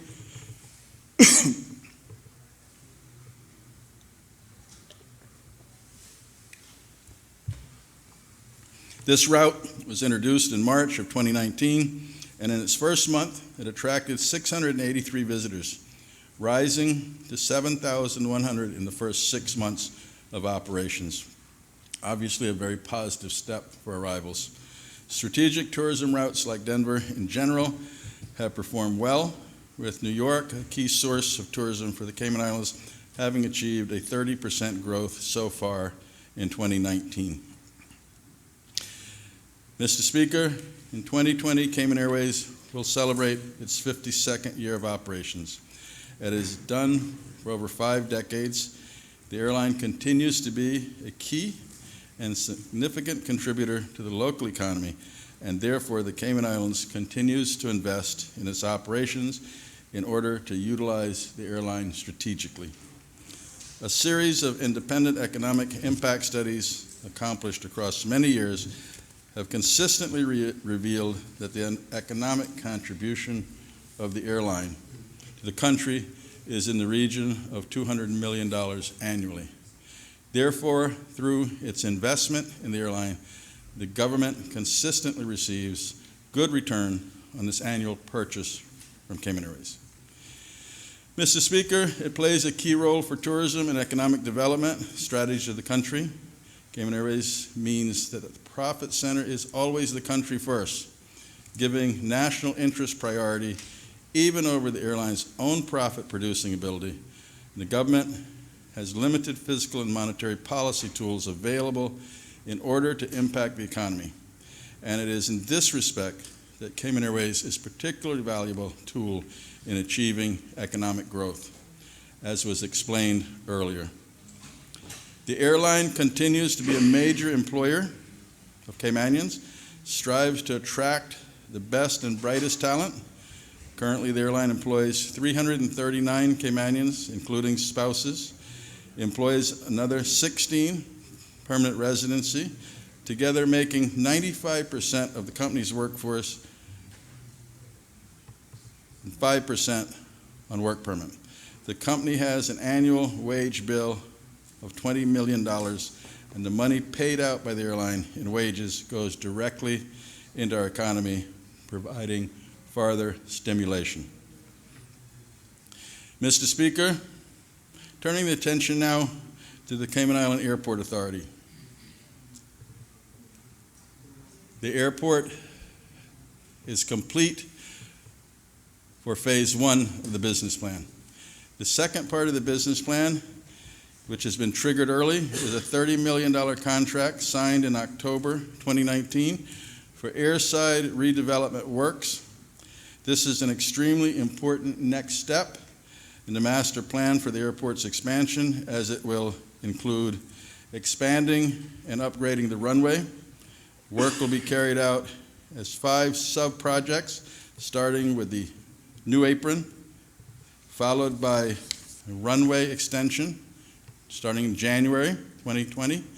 Works will not affect the airline schedules, and 5 sub-projects include milling and repaving the existing runway surface, extending the runway, filling the ponds within the airfield perimeter, establishing an airfield perimeter road, expanding the aircraft parking ramp in an easterly direction to provide additional aircraft parking.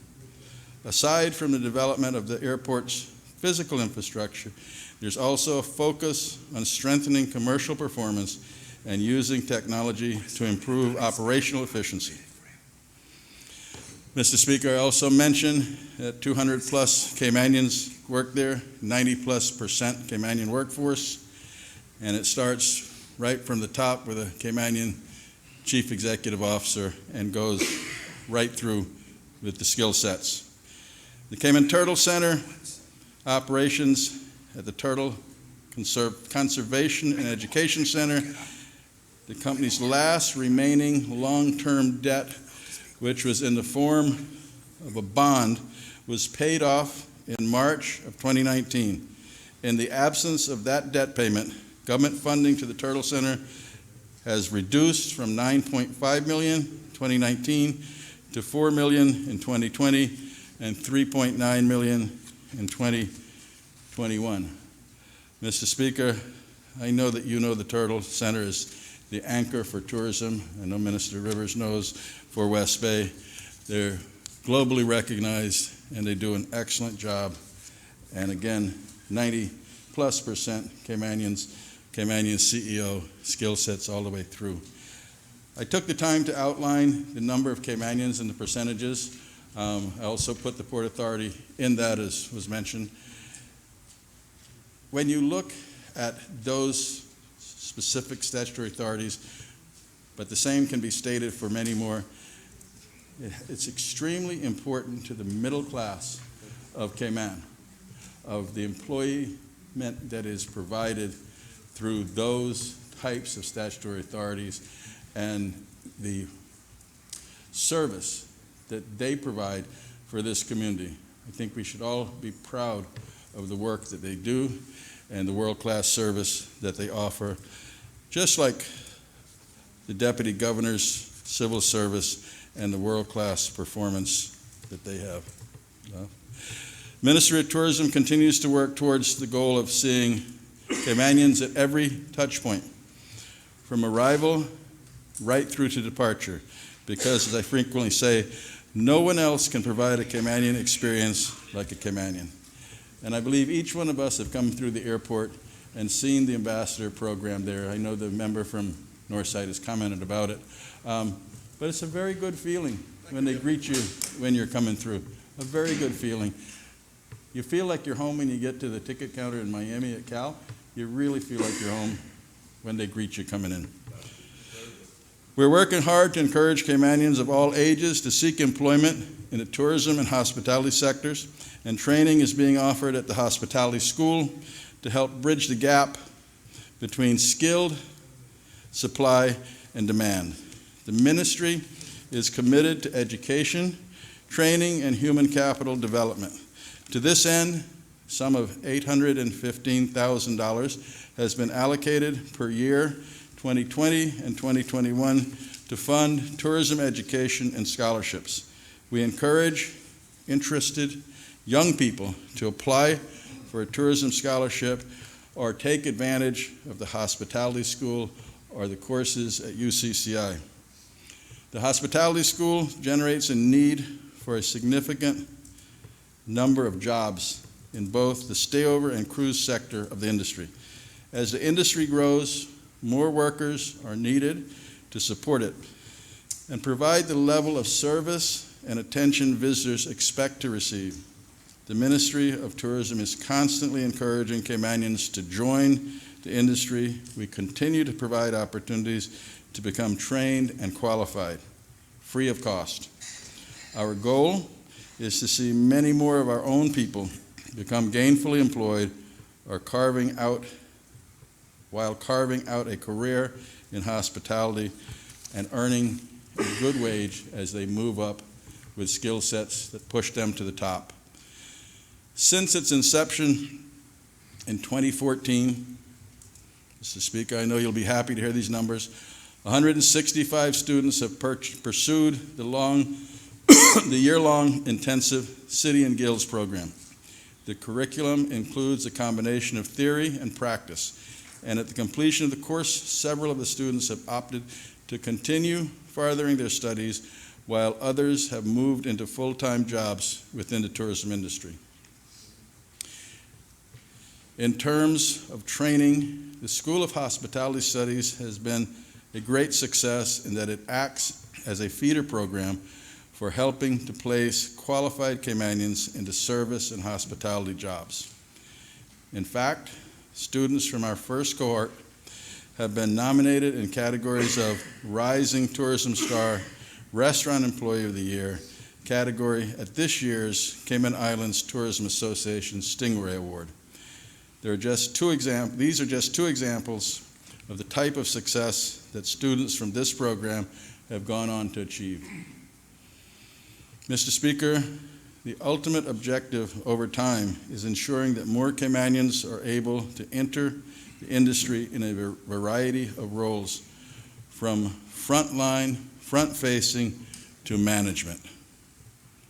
With that said, it has very recently come to my attention that a couple of the graduates from hospitality have not been placed and are looking for jobs. We have, at the ministry, started to look into this and see if there's an issue that needs to be sorted out or a misunderstanding. But it is unacceptable for young people who have gone through this program to not have been offered work in the hospitality industry.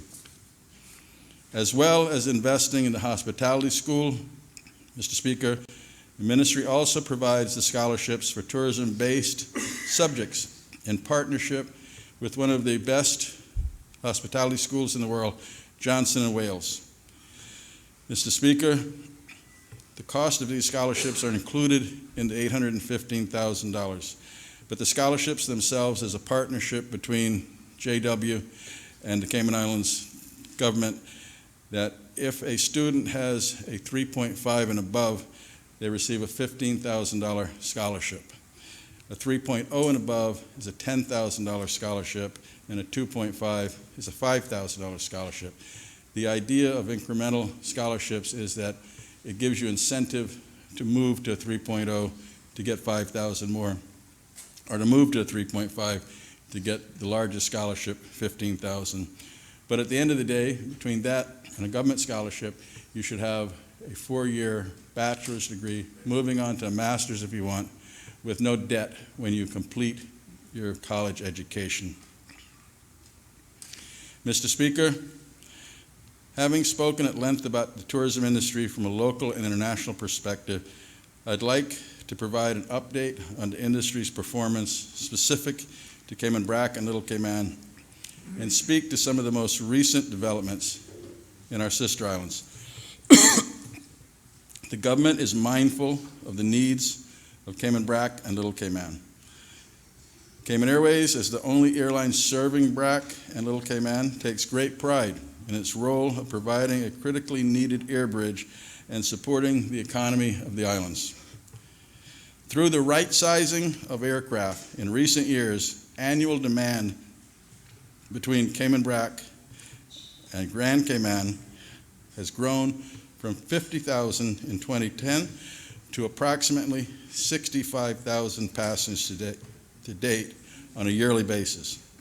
Traffic between Little Cayman and Cayman BRAC and Grand Cayman has also grown slightly to near 35,000 passengers annually. Growth in Little Cayman is limited largely due to the already high demand occupancy at the properties. Mr. Speaker, we talk about right-sizing the equipment. We've also asked Cayman Airways to have a review that if the planes they have now are the right size, because it is very difficult to get seats now to Cayman BRAC or Little Cayman. So maybe it is time to see if there's a change of equipment that's needed.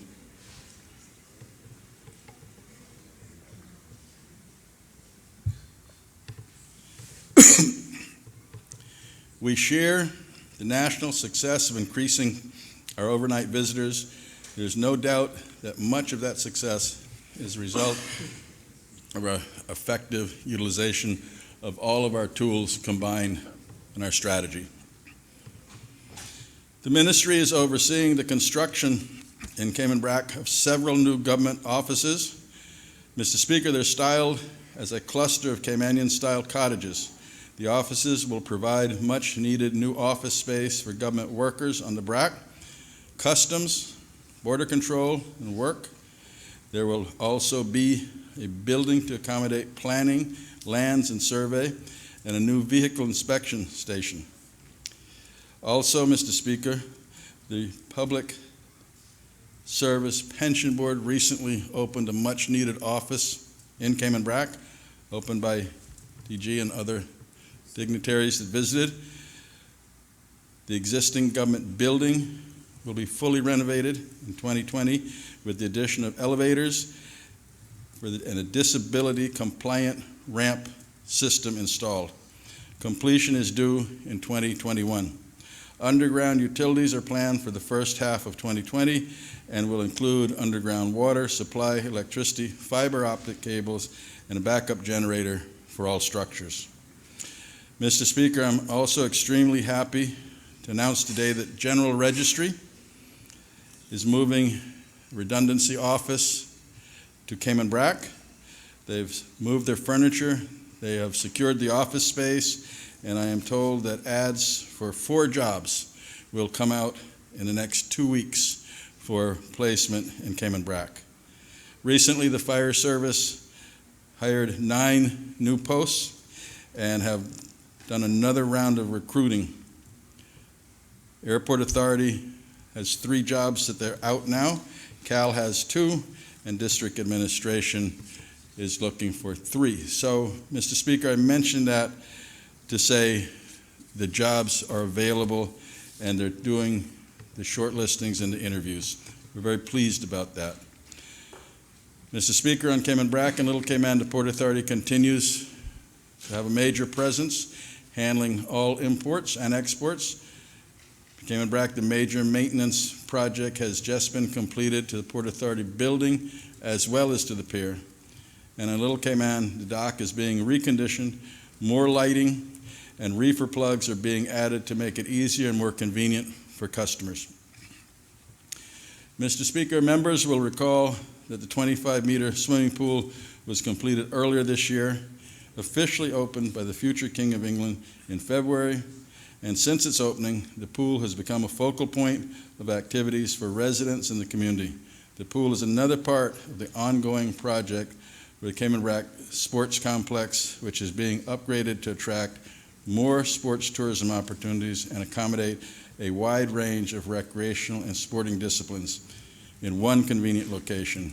Since the pool's opening, development work will continue in 2020 and 2021 to provide parking lot, changing rooms, and hard court for tennis. Mr. Speaker, the Ministry of District Administration continues to invest in a phased development of a multi-purpose hall. The building facade was completed in 2013, has continued in phases when funds were available in each budget to work being undertaken in its current phase will complete the interior finishes as well as mechanical, electrical, plumbing, and fire components of the building. Mr. Speaker, the facility is situated on the bluff, which is very high land in the BRAC. It'll provide an additional hurricane shelter space that can accommodate up to 1,000 people. It has been built to a Category 5 rating, and it is also proposed to function as a multi-purpose hall for sporting events as well. Mr. Speaker, qualities of life include health. I'm happy to say that the Health Authority in Cayman BRAC and Little Cayman have been active. Faith Hospital is being expanded to improve the delivery of health care to residents in the BRAC and Little Cayman. A large physiotherapy building is underway. Completion is slated for February of 2020. Other improvements to the patient services include 2 full-time nurses in Little Cayman, a second pharmacist, Faith Hospital, increased hours for the weekends, a full-time dentist, and a new ambulance has been ordered for Little Cayman. We say thank you to the staff led by Dr. Velasamy for the efforts and the continued work for health services in Cayman BRAC and Little Cayman. Mr. Speaker, a very important part of that infrastructure is the helipad, which was installed in 2016, and it provides emergency services for life-threatening events, issues that have to be airlifted off the island to Grand Cayman, and has been successful in saving many lives. Mr. Speaker, the Cayman BRAC Turtle Center. 2 science labs are due to be constructed by the Turtle Center, commencing in 2020, with completion in 2021. One will be in Grand Cayman, across the road from the main Turtle Center, and the second lab will be situated on the south side of Cayman BRAC, next to the public beach on government land. The lab will serve as an attraction and will feature a display room for local and tourist interaction. Mr. Speaker, Ministry continues its road program for primary and secondary roads and repairing of the roads after the installation of Water Authority pipeline. And I also take the time, Mr. Speaker, to say a big shout out to the Public Works Department, management of their road programs, and what they do all through the year to make sure a quality of life is always issued and worked on by a very competent staff, being overseen by district administration. Good job there. Mr. Speaker, the senior housing repair project for persons will be ongoing through 2020 and 2021. Ministry is currently renovating over 20 homes a year to make them safe, dry, and sanitary. This project is often the only hope that seniors have to access much-needed repairs to their homes. In Little Cayman, a new 75-foot public dock is planned for Blossom Village, southwest corner of Little Cayman, and will replace the existing dock. On the northwest side of the island, a 50-foot dock is due to be constructed at the McCoy's public dock. Both structures will be wooden and feature removable deck plates that can be taken out and stored to prevent damage during a hurricane. Mr. Speaker, the innovative system was designed by the Cayman Islands Public Works Department. The new docks are in addition to the public dock and boat launching ramp, which is installed at Mary's Bay on Little Cayman's northeast coast. Having a public dock on this side of the island provides a 15-minute boating link to Scott's Public Dock in Cayman BRAC, which has significantly improved connectivity between 2 sister islands. On days when weather prevents use of point of sand to the south, fishermen and recreational seagoers have an alternate spot to launch their watercraft should a disaster strike. It also provides ease of access for emergency services. Mr. Speaker, the public restrooms have been installed at Mary's Bay adjacent to the public dock and were completed at the end of 2018. Mr. Speaker, moving from district admin to district-wide tourism product enhancements, I'm pleased to confirm that improvement projects have been approved in every district. For example, new public conveniences are currently under construction at Starfish Point, Public Beach in Northside. The work is at parking lot phase with completion due in March 2020. It would be remiss if I didn't thank the member from Northside for his help with coordinating with Mr. Jonathan Jackson and the team there to make that go forward. Mr. Speaker, this year is also expected to be completed on Public Conveniences Center at the West Bay Cemetery Beach, and that is out of the ground now. Plans are being developed for restroom facilities at the Governor's Beach for 2020. And over in East End, Mr. Speaker, I again will say the leader of the opposition has been very helpful in the new pathways which are under construction at the wreck of the 10 Sails, and the work is being carried out by Public Works Department. A building comfort stop at the site substantially completed, and I think there are a couple little things that are left to do on the building.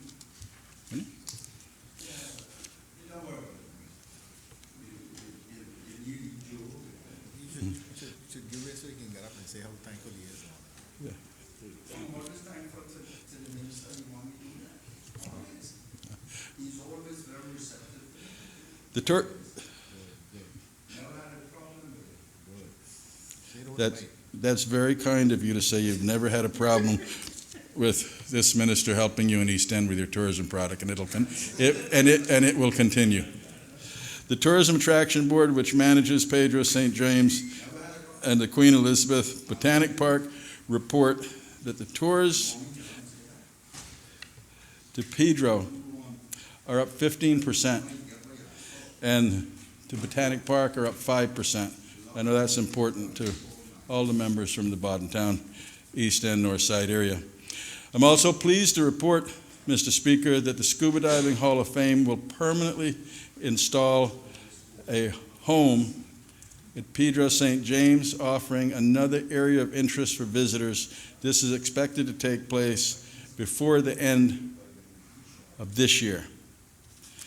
The new National Weather Service building is at the building permit stage, and construction will start in September. The building will be located at the government site where the RCIPS traffic office is situated, opposite to Jose's gas station. The building will become the headquarters for the National Weather Service and house all the weather and aviation forecasting equipment. And Mr. Speaker, I must say that the improvement moves from strength to strength with the government weather station and how the national weather comes online. Honorable members, the results and initiatives I've spoken of today are the result of forward-thinking strategies led by our Premier, policies and decisions driven by the government through our ministries, supported by partners and stakeholders. Milestones have been met because of vision, leadership, and inclusion, and are based on the recognition that more can be achieved through collaboration than by working in silos. The Department of Tourism has delivered on its mandate and has increased visitor arrivals, and I think it's fair to say the support of this government has been a key to the success of my ministry and the Department of Tourism. Mr. Speaker, I have laid out everything that I have responsibility for through the ministry. Air arrivals are growing. Airlift is expanding. New hotels and developments are in the pipeline. Marketing promotions are extremely successful. Everything else is positive, except cruise passenger arrivals. I mentioned earlier that cruise passenger arrivals are down consecutive months, and it will continue going down if we sit back and refuse to take the necessary steps to protect our cruise industry and the contribution it makes to our economy. Mr. Speaker, status quo is not an option. Mr. Speaker, there was an article I was reading that talked about specifics of reports and studies. And I agreed with what the article said. The results that you want to talk about depends on the report that you get. So I don't think it makes much sense for us to argue about different reports and who we quote. The facts are that in 2018, the spend for the average cruise passenger that comes ashore is $105 US. In 2015, the spend was $115. So in 3 years, we've lost $10 in the spend. We've gone down, whereas other destinations that have piers have gone up. Aruba went from 112 to 121. Bahamas went from 82 to 131. Colombia went from 120 to 122. St. Kitts went from 111 to 135. St. Martin, Mr. Speaker, was hit by a hurricane. I think we have to pull it out of the averaging equation. So there's enough correlation between these numbers to show that we should not feel any sense of comfort from being ranked in the top 5 when our visitor spend is in decline. But what this report speaks to is quality, Mr. Speaker. We are still getting the numbers for now, but without a berthing facility, we will not be getting quality.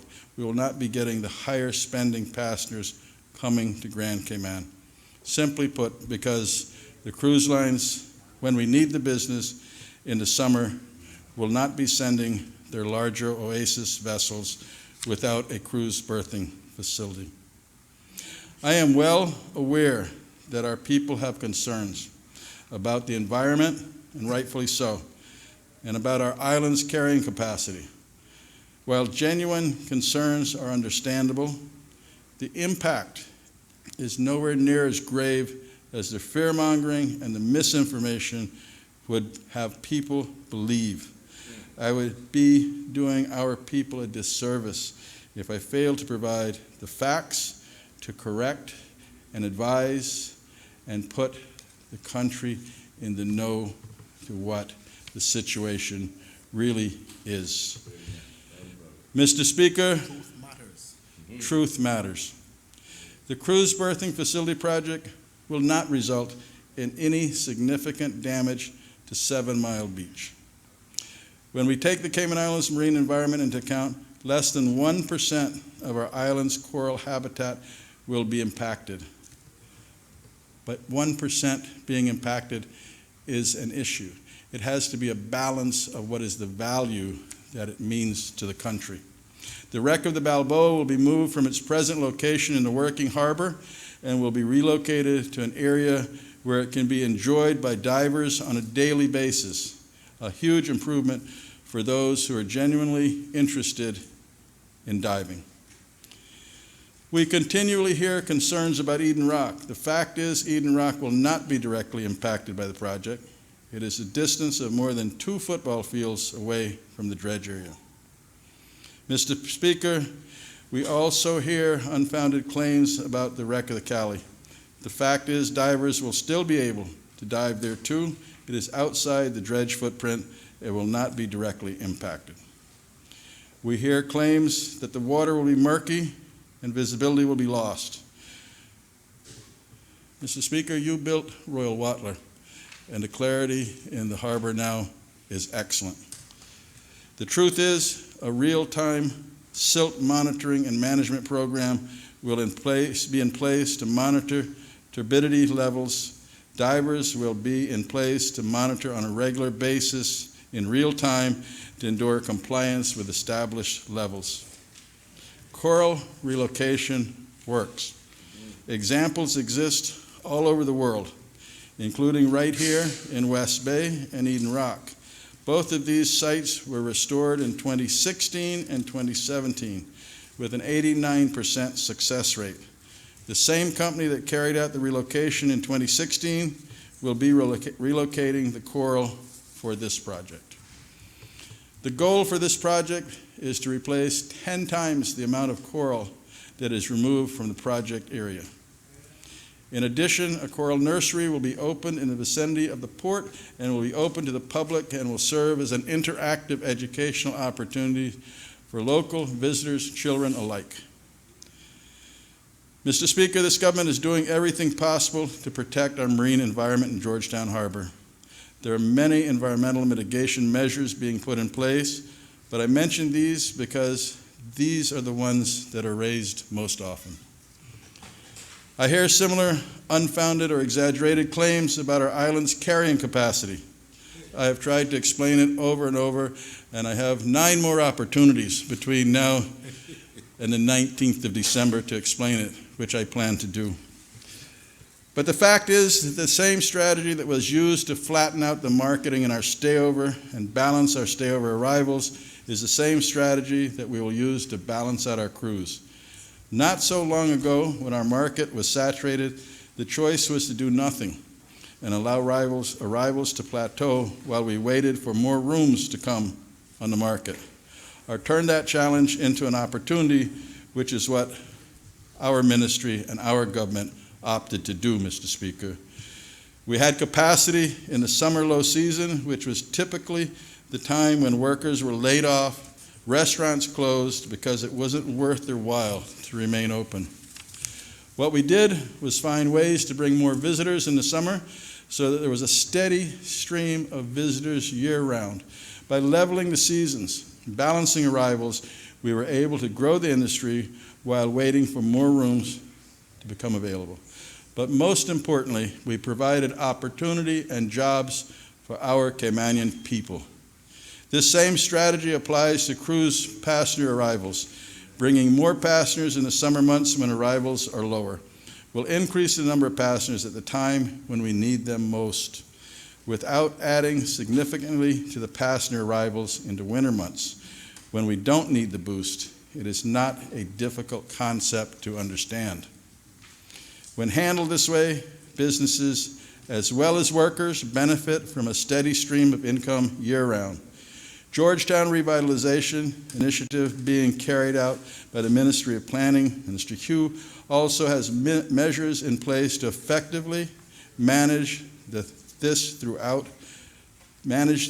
throughput of passengers in our capital city with new infrastructure, new road systems, and a plan for pedestrianization and moving them around.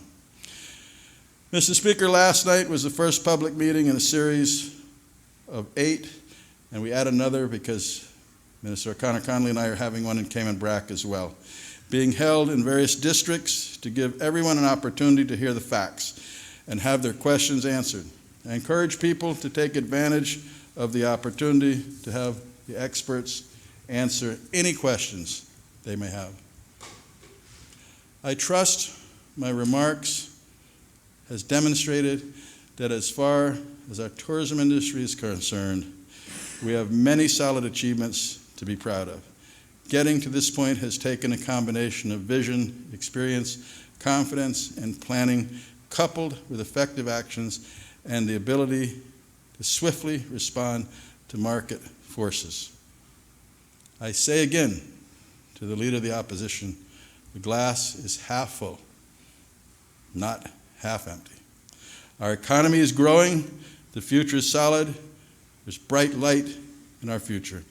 And this has been made possible because we are blessed with a powerful leader in our Premier, with a solid government of ministers supported by a backbench of counselors that are very knowledgeable and hardworking. Mr. Speaker, I thank you for the opportunity to give these short comments today. I look forward to the other members responses. Thank you, sir.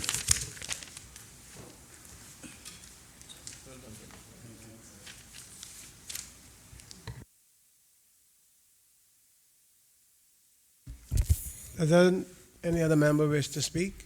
Does any other member wish to speak? Does any other member wish to speak? Last call.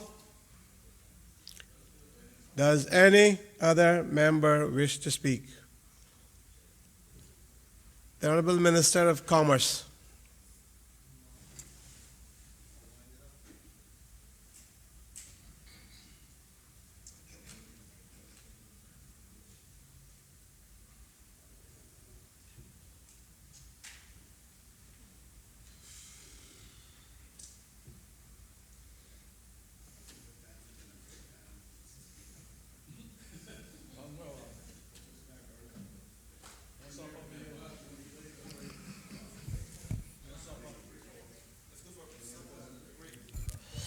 I had intended to take the break because I wanted to intimate to the House that we intend to stop at 8 o'clock. So if we took the break now, I would have taken it for 45 minutes and then come back in.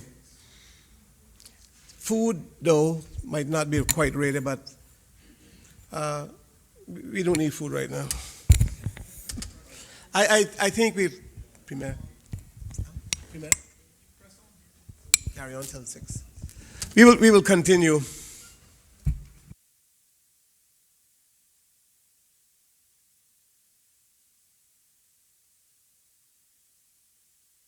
If the Minister of Commerce needs some time, then he has risen, but I can take the break if he needs some time.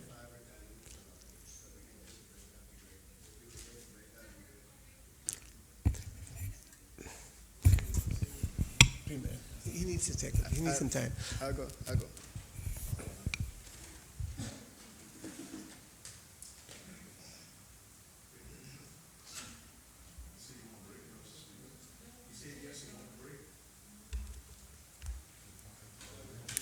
I look to you, Mr. Speaker. It's up to you, Mr. Speaker. I look to you.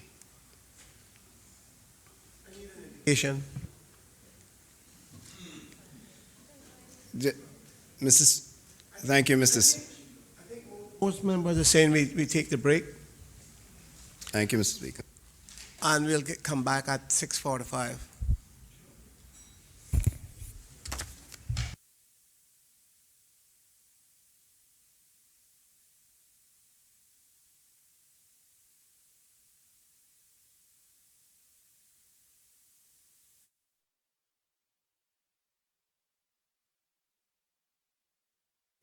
Minutes. That's what I meant.